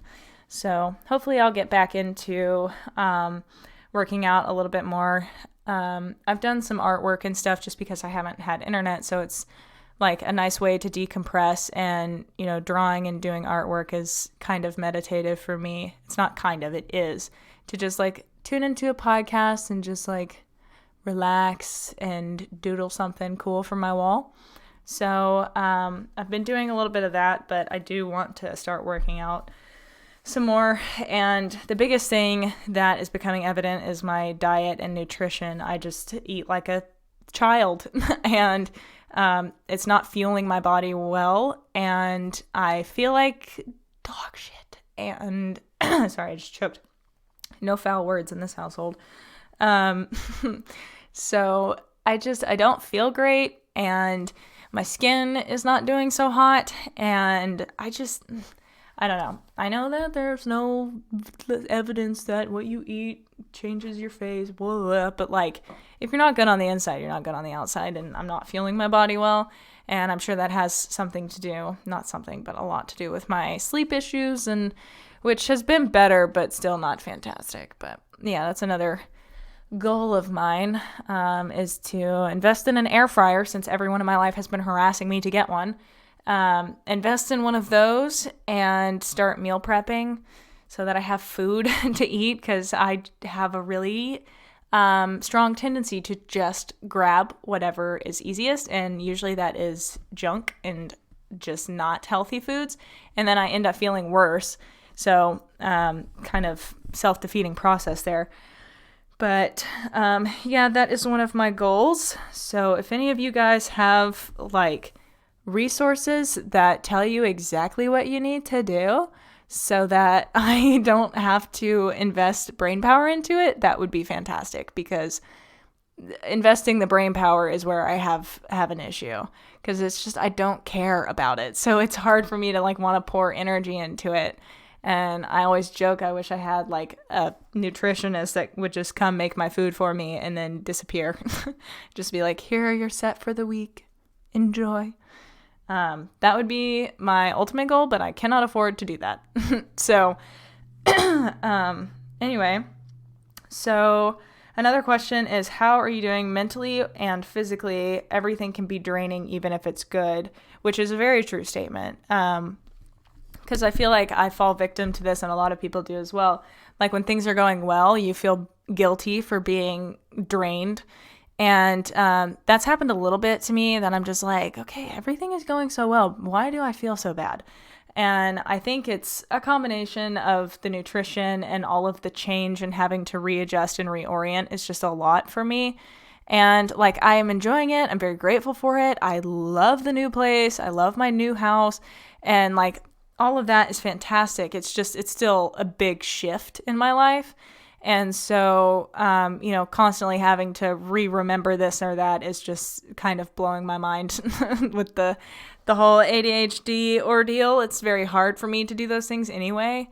And so right now it's just, figuring out where do I need to put things so that I will not forget them or that they will not expire. And, I went to the crystal mines with the boyfriend the other day and completely forgot that the sun is a thing. Did not put on sunscreen. I wore a hat. I had the forethought to wear a hat so that my face didn't get sunburned, because I'm trying to get rid of the scars from my acne, and sunlight will increase your pigment. So I wore a hat and put sunscreen on my face, but forgot to sunscreen my body. So I'm like, I'm going to have to put my sunscreen in an auspicious location so that I will see it and be more likely to use it. Because currently having it up here is not working for me. Maybe I'll just put it in the tack room. That might be the place for it to go. But yeah, I'm not interested in melanoma, and I think my shoulders are going to be the target because, wowee, I am freckly up there. Not as freckly as you'd expect, but I don't want to encounter some skin issues. So, yes. Yeah, I don't know. I just feel tired and drained, really. It's hard for me to, because, like, okay, here's the self-defeating cycle, right? I'm not sleeping very well because I'm not eating very well. And then that makes me tired, which makes me not want to do anything, which is not helping me mentally. And then when I'm not mentally there, I'm not going to invest energy into eating better or like researching it or, figuring things like that out. So then I'm just stuck in this feedback loop of it spiraling into not feeling good, which, the first step is awareness. And from there you can improve. So I am just sort of hoping that I can boost one of those areas that'll boost the rest, because I have noticed a strong correlation in that when I start exercising and I'm really active, I get like really disgusted at like sweet, sugary foods. It's so weird because I love them. I am a chocolate fiend, and like sour gummy worms and stuff, that is my shit. But I I just can't, like when I'm exercising and I'm active, I think about eating those foods and I'm like, disgusting. So it helps in that regard. But then I also fall into another trap of like, okay, but I don't know how to eat better. So now I'm disgusted by the things that I eat. And then now what do I do? I'm sorry if this is a lot of talk about eating. I know that's a sensitive topic for some people. So, I'm going to quote old Dr. Kirk Honda from the Psychology in Seattle podcast, and just let you guys know, if you are feeling a little bit uncomfortable, you might just skim ahead or, take a break from listening. But be sure you check in with yourself and like make sure that you're not getting worked up about it, because I know that food and eating can be a triggering topic, especially for equestrians. But I would be lying if I said I didn't have a little dash of body dysmorphia and probably an overthought about food. But for me, it's really just that I don't like to think about it at all. I wish there was a magic pill I could take to where I would have all my nutritional and hunger needs met and I wouldn't have to. But from my understanding, food is a very important and connecting part of human life. So, and I mean, look at our horses. Food is a very social thing for them. It's just, I have always had a weird relationship with it. It's really common in people with ADHD to be picky and have an issue with, it's just a sensory thing, like having issues with texture or smell. I don't know. It's just, I'm very sensitive to it. So it's hard for me to step outside my normal palate, but it's getting better. I have been trying more things and branching out a bit, but anyway, yeah, so I'm hoping that I will be able to step more into that realm and be able to make better dietary decisions here to meet my nutritional needs. I'm very passionate about equine nutrition, and I need to care for myself the same. So, yeah, I'm doing okay. I'm not bad or in a depressive state or anything. I just kind of feel like tired and overextended. But it's been kind of nice to not have internet. Like, it stresses me out because I'm like, wow, I have so much to do and I can't do it. But at the same time, I'm like, this is kind of nice because, I don't have to like I can't do a bunch of stuff. So it's forcing me to do other things like, kind of nest in my house a little bit and make it the way that I want it and all of that stuff. But yeah, so I'm doing all right. That is a short answer. So the next questions, somebody asked, why did we move farms? And also apologize for asking, but it's okay. We moved farms because my boss actually, her husband, who is not a horse person and often does not enjoy horses and finds them to just be a money pit, was like, hey, look at this super nice farm. I think we should move. And then Sunny was like, are you okay? And then they were like, all right, let's do it. And she called me and she said, hey, we found a new farm and I think we're gonna buy it. And I was like, all right, let's do it. So it is a significant upgrade. And like I've said, it is hopefully going to turn into an event center. Like I said, we're going to build an arena and a cross-country course. And, we've got the covered arena.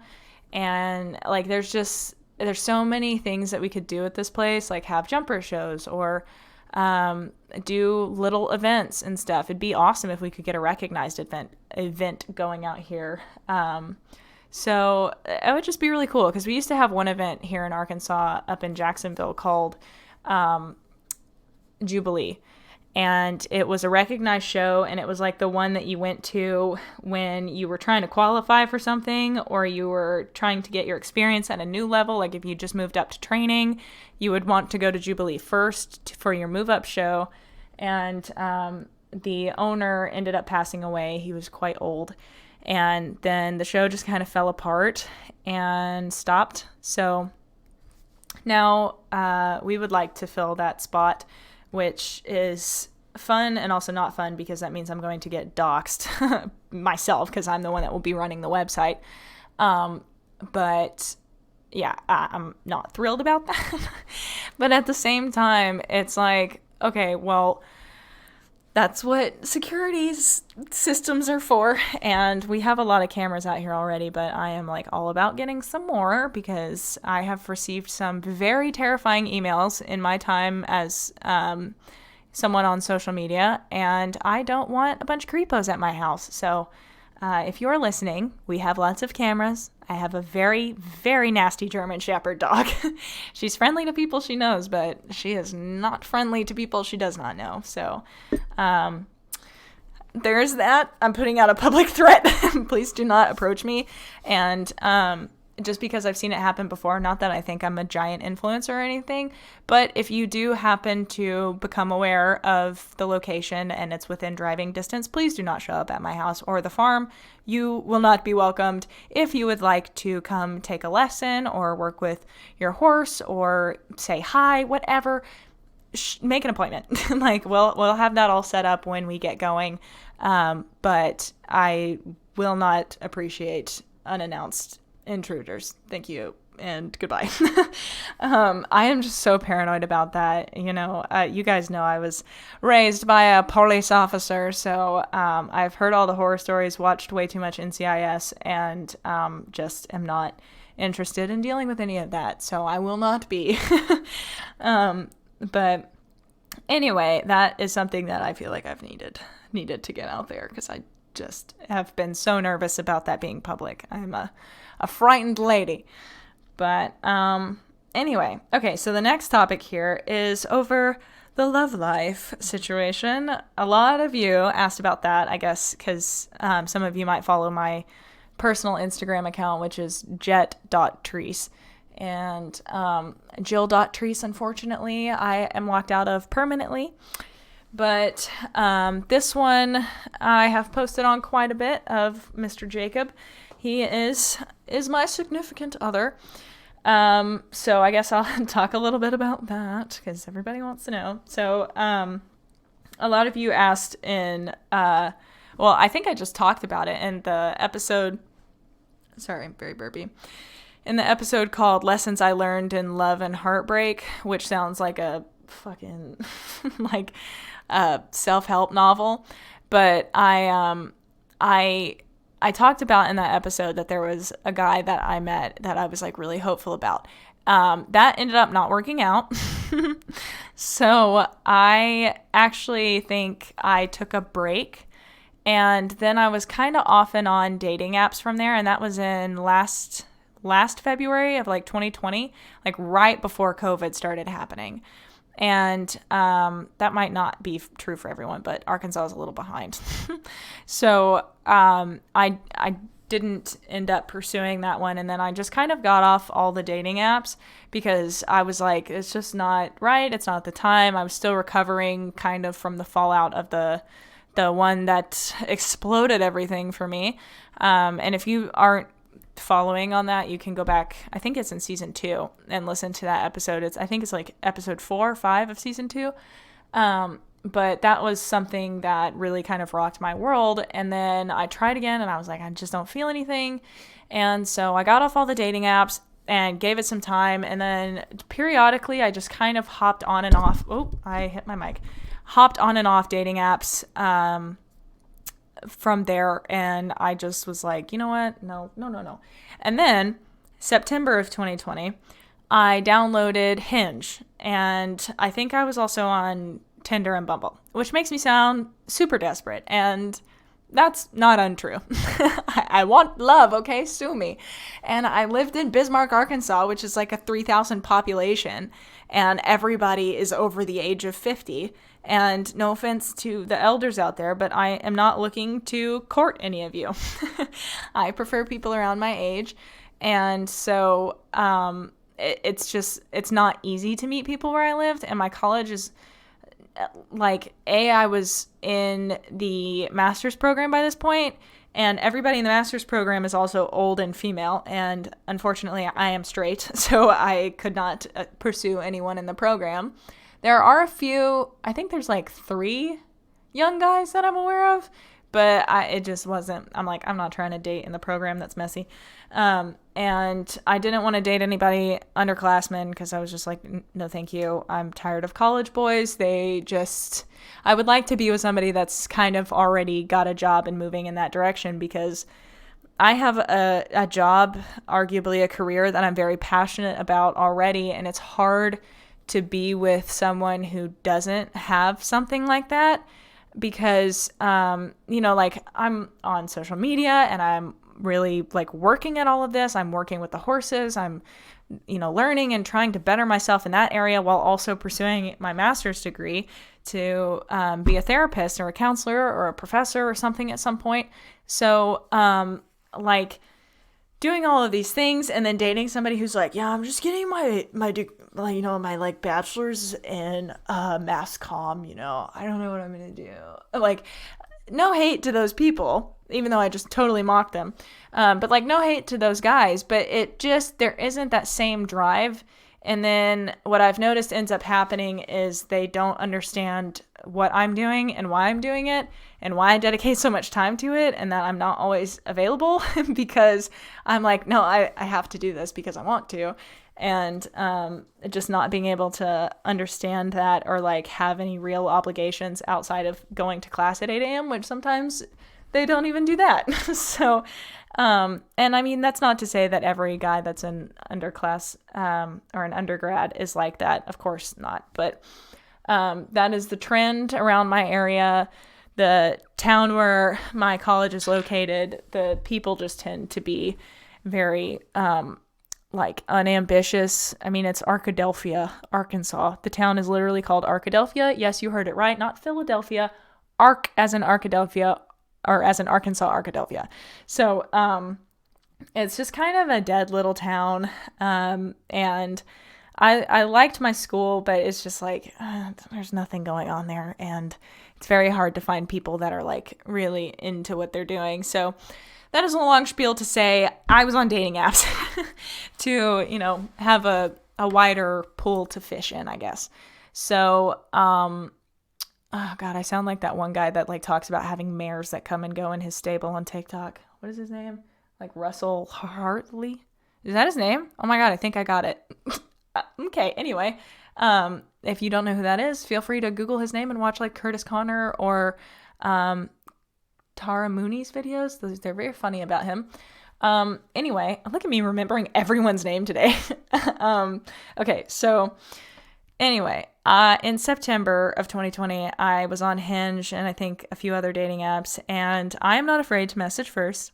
I am a bold lady, and if I have any tips and tricks for being successful on dating apps, it is when you go to start a conversation, never, ever, ever lead the conversation with hi, hey, or how are you doing. I literally put in my bio something to the effect of, please do not ask me WYD, what are you doing? Because you don't care and neither do I. You don't know me yet. Like, why would you ask that? You don't care what I'm doing. Like, get to know me first. So I just hate those questions because they go nowhere. It's like, yeah, I'm working. And even when I did get those questions, I would like try to go into detail to give people something to bounce off of, and they'd be like, cool, yeah, I'm just chilling. I'm like, oh my God, I can't. So if in the event that I, like matched with somebody, I would shoot them a message first, and I would like pick 3 things from their profile, either, something that they said or something that I saw in a picture, and make a joke about them, or like say something, ask a question about, like, give them something to respond to in a very me way.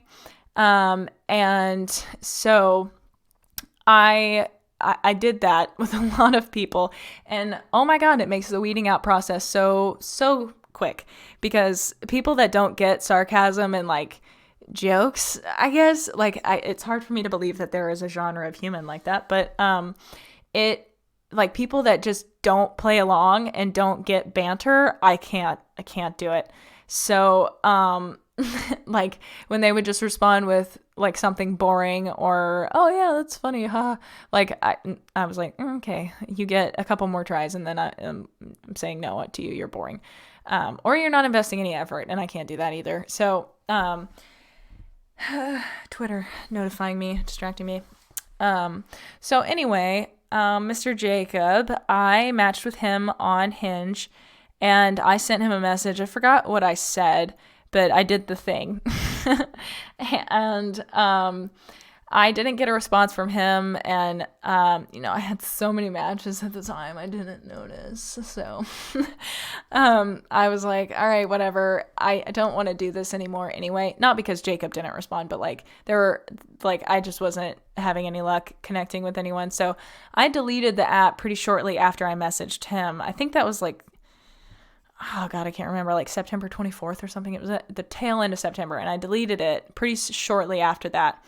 And I was off dating apps, and I just had this thought in the back of my mind, like, you'll know when you're ready to get back on them, because I was on them, but I wasn't really interested in being on them. Like, I was trying for the sake of being able to say that I was trying, and because I was lonely and I wanted to fill that void. But at the same time, I was like, I just don't feel like I'm going to be able to like genuinely let someone in at the moment. So I just kind of took the time off through the holidays and focused on myself and my life. And that's when I got really, really, really busy, because all I did was pour myself into my work. And then at the end of January, I don't know what happened, but I was just like, you know what? I think I'd like to get back on Hinge. I don't want to do Tinder or Bumble, because I never have any luck on Bumble. I guess enough people just don't use it down here. But Tinder is just like a cesspool of stupid, lame conversations. So I was like, Hinge seems to be a little bit better, so let's rock and roll on that one. And so I just, on a whim, re-downloaded it in January on like, I think it was like the 26th or something like that. Like, it was in the 20s still.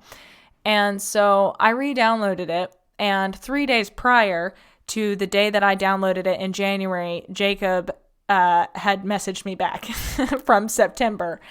And it was like the only message that was in my inbox, because it hides the old ones. And since he'd messaged me 3 days prior, it was still in my inbox.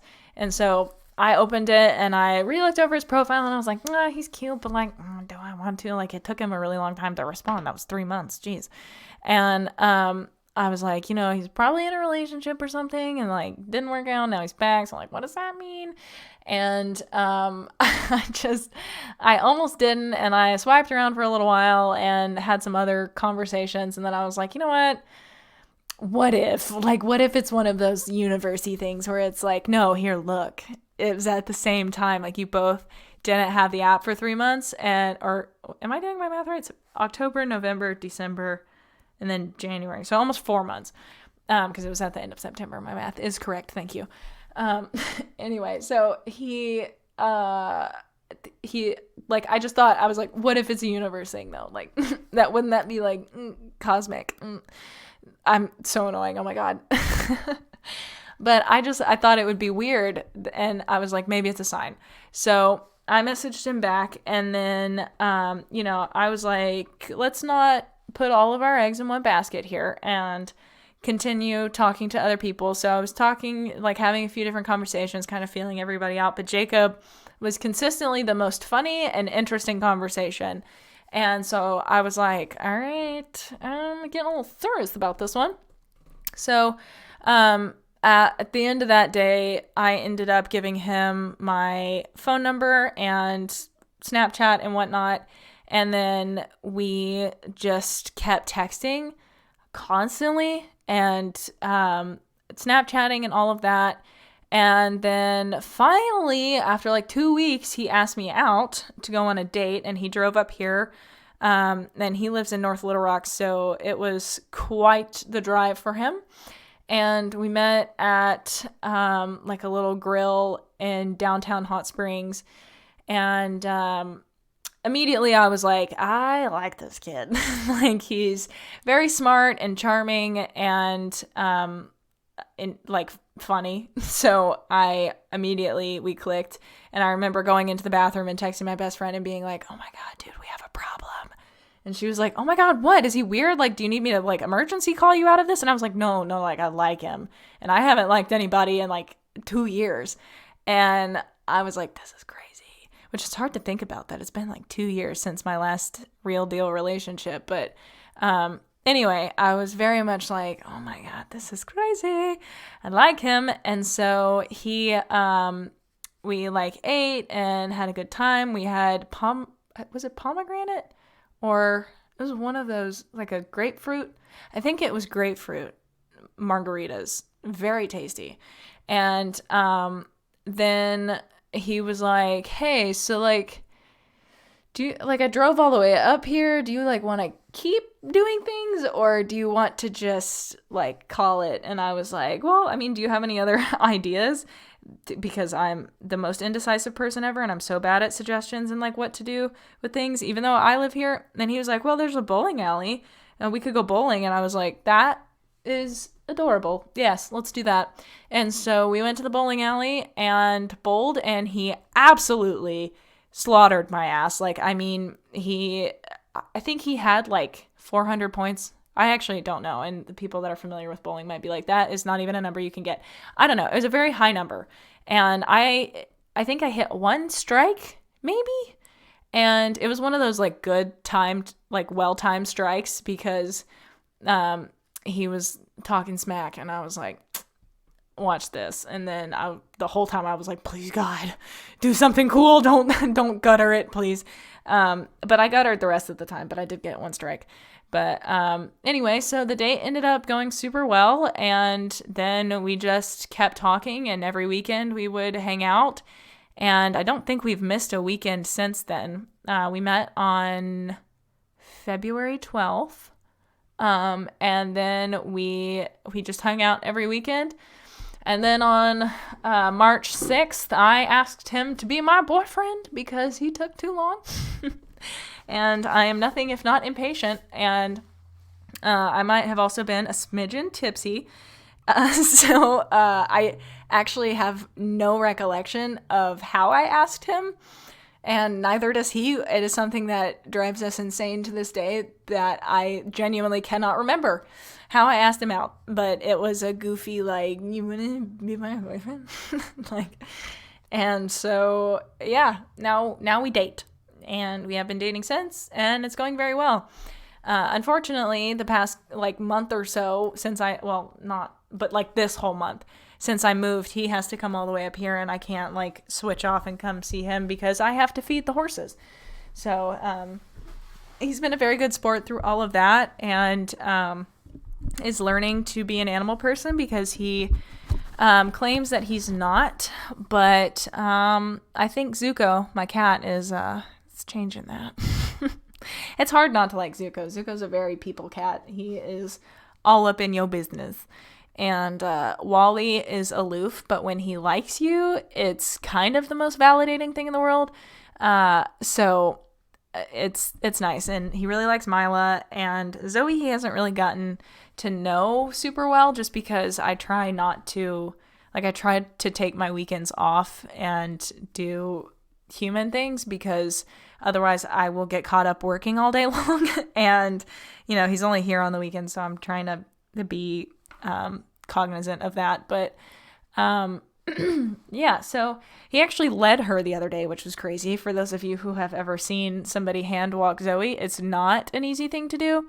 And I had to lead her out of the run-in field with her mother. Well, I had to lead her out first, lead her through a field of 3 4-year-olds who all came up running and were trying to mess with her and whatever. And she was like, I don't know about all this, and lead her through a teeny tiny little door that doesn't open all the way, hand her off to him. And then I was like, just hang on to her, and I'm going to go get Amber, because Amber's going to freak out if I move Zoe too far away without her. So I ran back and got Amber, and then led Amber out with them. And I was like, okay, you can give me Zoe's lead rope. And he was like, I think I got it. Because it was clearly not going to be easy for me to lead both of them, because they were both a little bouncy, and the openings weren't very wide. So honestly, it would have been dangerous, but I was trying not to get him killed. And I was like, okay. And so we led him through the gates and everything, and he did well. She circled around him a couple of times, but she was being very good, very good for her. Like I said, there was a little bit of bebopping, bouncing, but when she would start, I would be like, you can just pull on her leader up a little bit and she'll slow down. And he did perfect, and wasn't he was, bless his heart, so scared to apply too much pressure, be too rough with her. And I was like, yes, keep that, please, never ever lose that. And so yeah, and then he led her out into the field, and I had to demonstrate how to unclip the halter, because apparently, I don't know why they're so confusing for non-horsey people. They seem very straightforward to me. I would be like, yeah, there's a clip, and then you just slip it over their ears, or you unbuckle it but whatever. Anyway, so yeah, that's where we are now. It's funny because he actually grew up on a farm with his sister rode horses, and his parents had livestock and stuff. And the other day I had to take him to Tractor Supply to get some shavings and alfalfa pellets for Zoe. And he was like, God, I never thought I would have to come back to this stupid place ever again. And here I am with my horse girl being a farm boy. And I was like, you know what? Life hands you lemons. Okay. It wants you in this field, apparently. So he does have some background knowledge with it, but he's about to learn a whole lot more because he does have an equine professional for a significant other. So anyway, that is pretty much our story up until now. Is there basic information that I need to give? He's a 6-foot brunette with green eyes. He's in the Air Force. That's an important detail. He works in cybersecurity, so he's a smart boy. And he is the definition of a golden retriever boyfriend. Oh my God, all he wants is to be scratched and pet, arm, back, head scratches. That's it. My job doesn't end when I go train the babies and I use scratches as reinforcement. I scratch, Zoe all the time. I scratch Mila and my cats, and then my boyfriend. I am just a scratching post for all of these individuals. But anyway, he's a very sweet guy, very supportive, and funny. just a good dude, you know? And now I'm in this position where I'm like, okay, how do I handle this? Like, how do I date somebody that's like genuinely nice and good? And like it's almost like I can feel my brain creating issues because there aren't any. And I have to really be self-aware and stop that from happening because I'm not used to having like a secure relationship rather than like volatile, constant in fear of being abandoned or, needing to hide something, not in like being secretive and keeping something from my significant other, but like masking, if you guys are familiar with that term, essentially like not being myself because I have ADHD or this or that. And so like just trying to pretend to be as normal as possible and hide all of the goofy, weird, neurotic parts. And I don't have to do that with him. So it's very nice. I am a happy girl, but I am struggling to learn how to be in a happy, chill relationship. What is that? But we're getting there, and I think it's going well. So I don't know. Who knows? We shall see, and I will keep you guys updated. But the place to check all that out is at jet.trees on Instagram. But yeah, so let's move on from old Mr. Jacob Jager. He has all three of his initials are J. So if we were to get married in the future, I would be Mrs. Jill Jacob Jeffrey Jager. Which is so many J's. Oh my God. But, okay, so, so one of you guys asked about, like, how my journey as a trainer is going, a horse trainer. It's going well, actually. I am taking some online courses, and like I said, I'm having to, like, screenshot the page, read it all, and take notes, and then do the assessments on Wi-Fi. I just found out that they make things called fidget rings. It's not a fidget spinner, but it's like a little ring, and it has a band, and then it has like little beads on it that move and slide so you can fidget with them while you're doing things. Because every time I record an episode, I absolutely destroy my cuticles because I'll just sit here and pick at them and I don't even notice until all of my fingers hurt and they're bleeding. So I have invested in a couple fidget rings so that I can like mess with those instead of my fingers and like peel all my skin off my cuticles. It's very gross. Anyway, so online journey or online learning trailer journey. That is the note that I have written down. So I think back around like November or December, the Center of Excellence, that's center with an E, like center E of excellence. I think it's a UK spelling.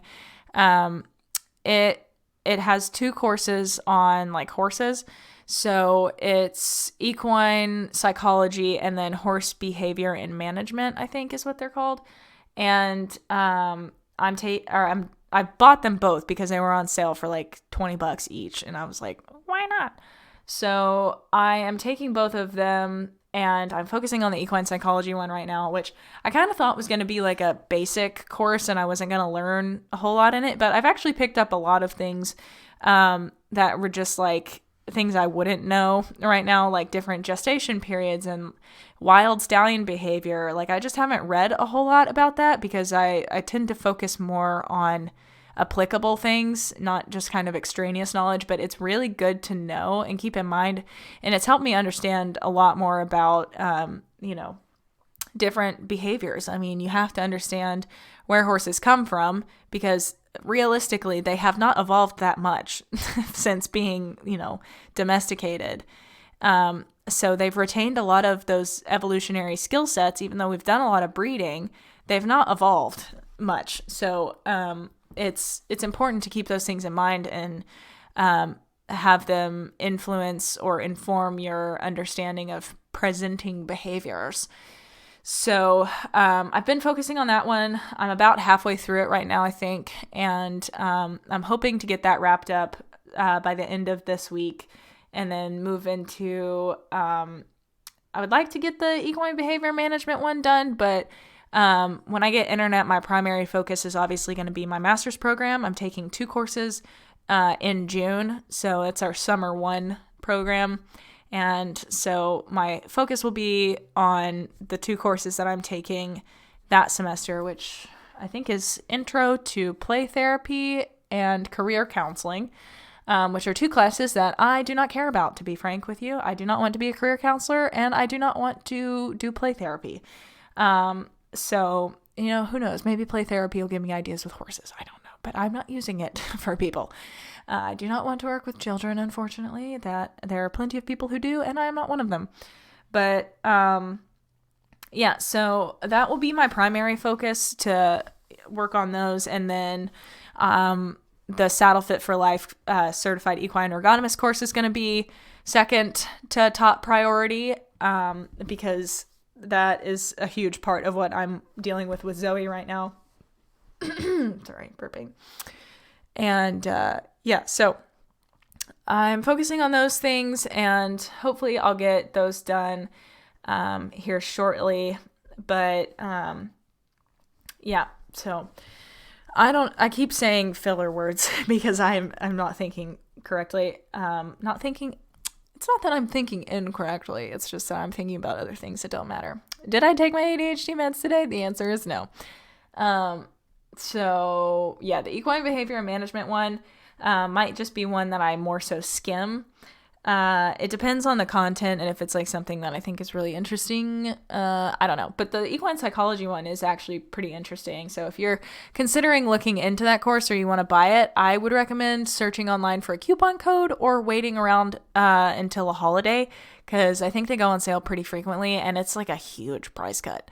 So there are those. And I found some other online horse courses that I need to update my website with when I have internet again, because there are so many online courses to take now on learning more about horses, and I want to take them all.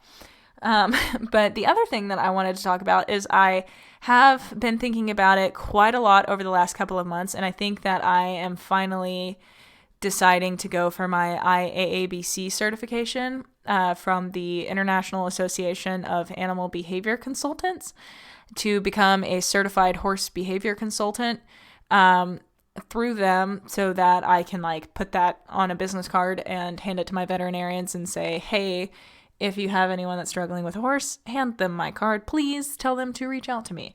So yeah, that is on my agenda for this year, is to start that process and apply, because I want to be one.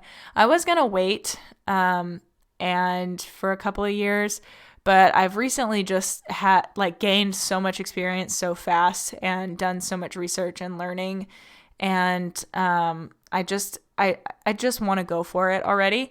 And there are so many people around me that are getting it that it's like boosting my confidence. I feel like I've been fighting some imposter syndrome with it, that I'm like, no, I can't do it.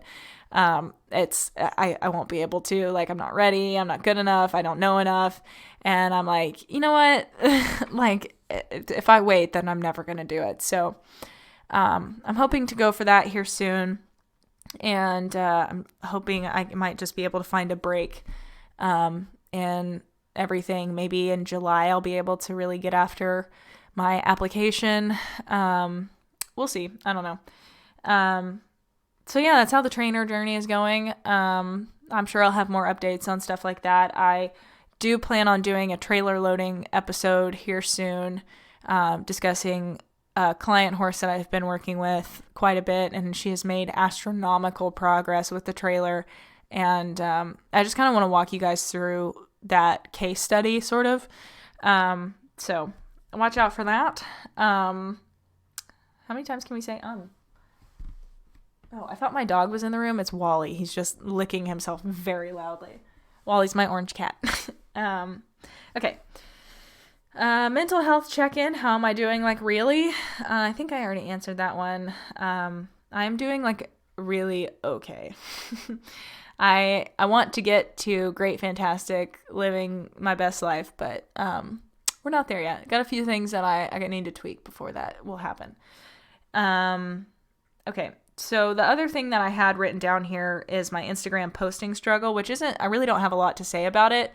It's more so just that not having internet and my phone being super slow makes it really hard to post because I have to wait for like 10 minutes for my post to upload, which is an exaggeration, but it is still a long time.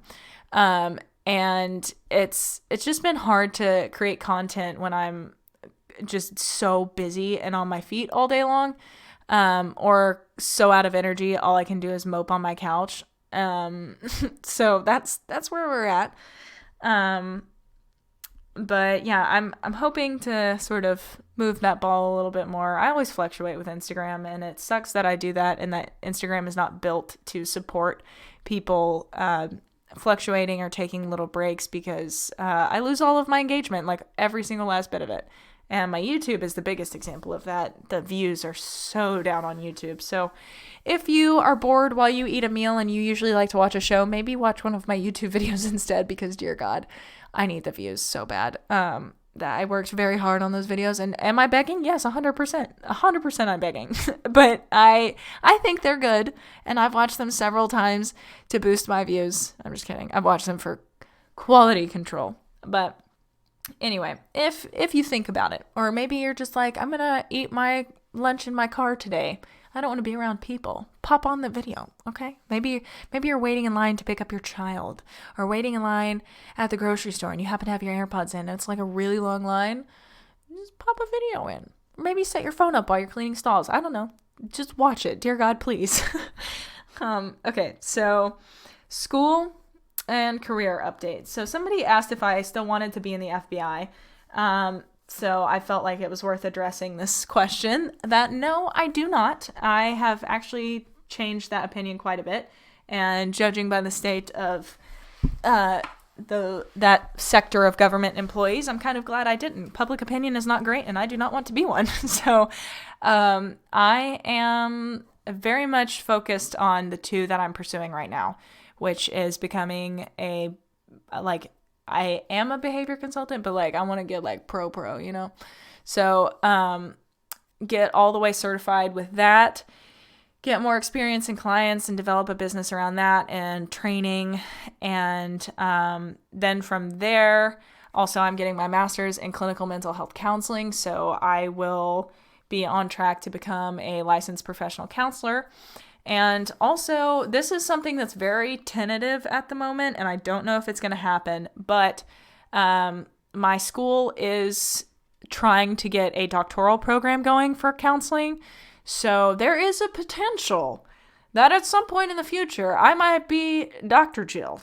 So that would be very cool, and I think being in, because I'm really tight with the head of our program, and I say really tight as loosely, he's just super cool, and he's now the head of our program and is the best guy ever to be running it. And I come to him with a lot of questions and concerns, comments, that sort of thing.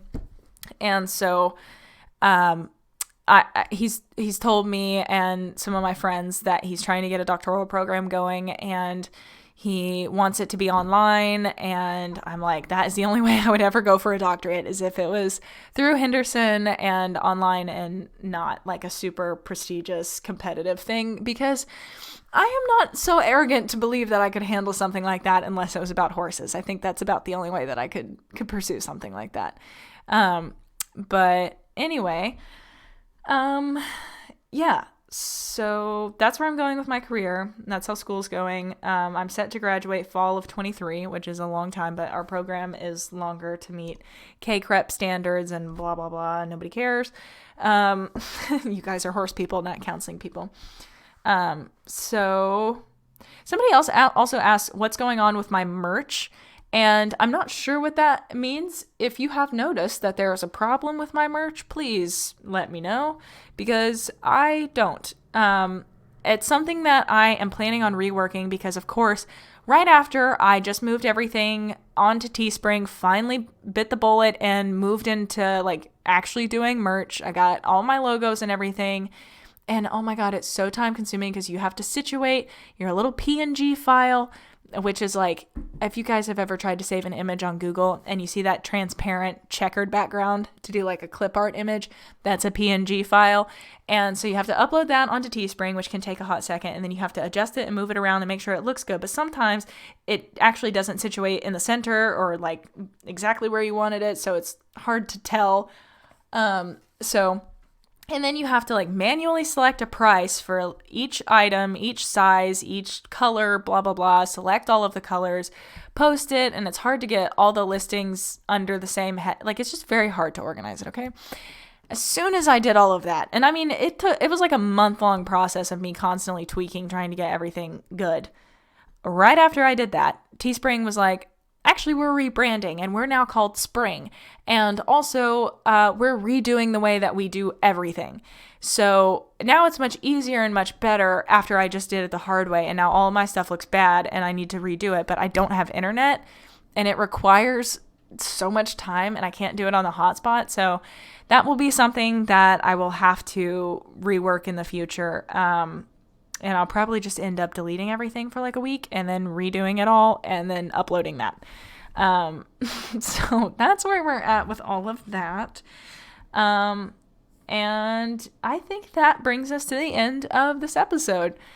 I hope that you guys enjoyed this ramble. So many of you, when I asked on Instagram, were like, please just talk, just ramble, unfiltered, unedited for as long as you need.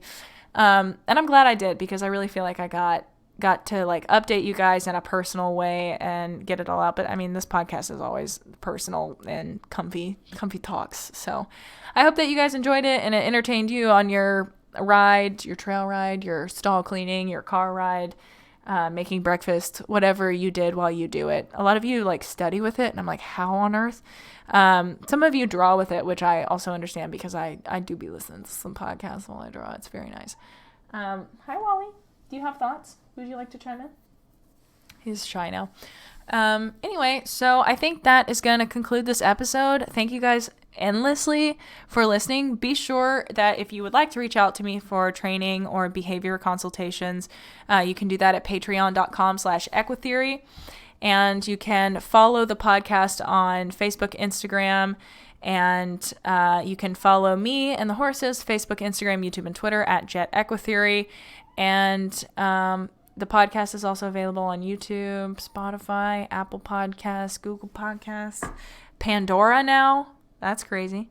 So all of those locations. You can also listen on Podbean or the website that I've created at equitheory.podbean.com. But I think that's going to conclude the episode. Again, thank you guys so much for listening. If you are for sticking with the podcast or coming back or, just starting to listen, I really appreciate it. And next week's episode is going to be over. Okay. Wow. You jumped up really high, huh? You just jumped up on the back of my chair from the floor. It says I need attention.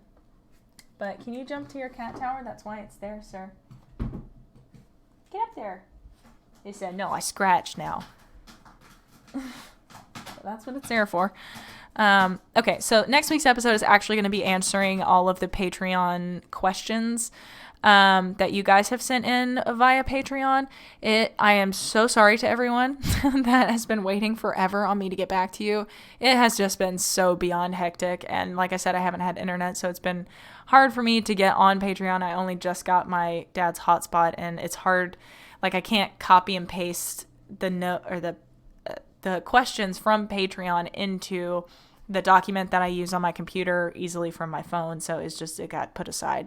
But I am planning to film and record that episode record and upload that episode next Wednesday. And then after that, I have one more really, really long Patreon question.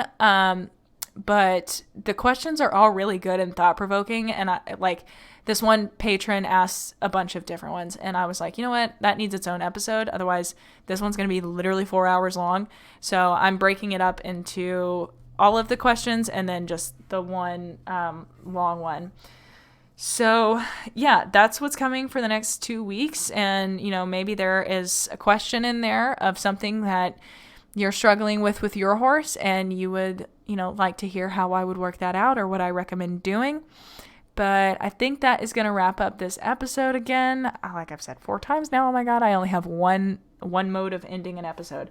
Sorry about that. But thank you guys so much for listening. Be sure to tune in next Wednesday. Subscribe, follow the podcast, and I will catch you guys in the next episode. Okay, yay, we're back!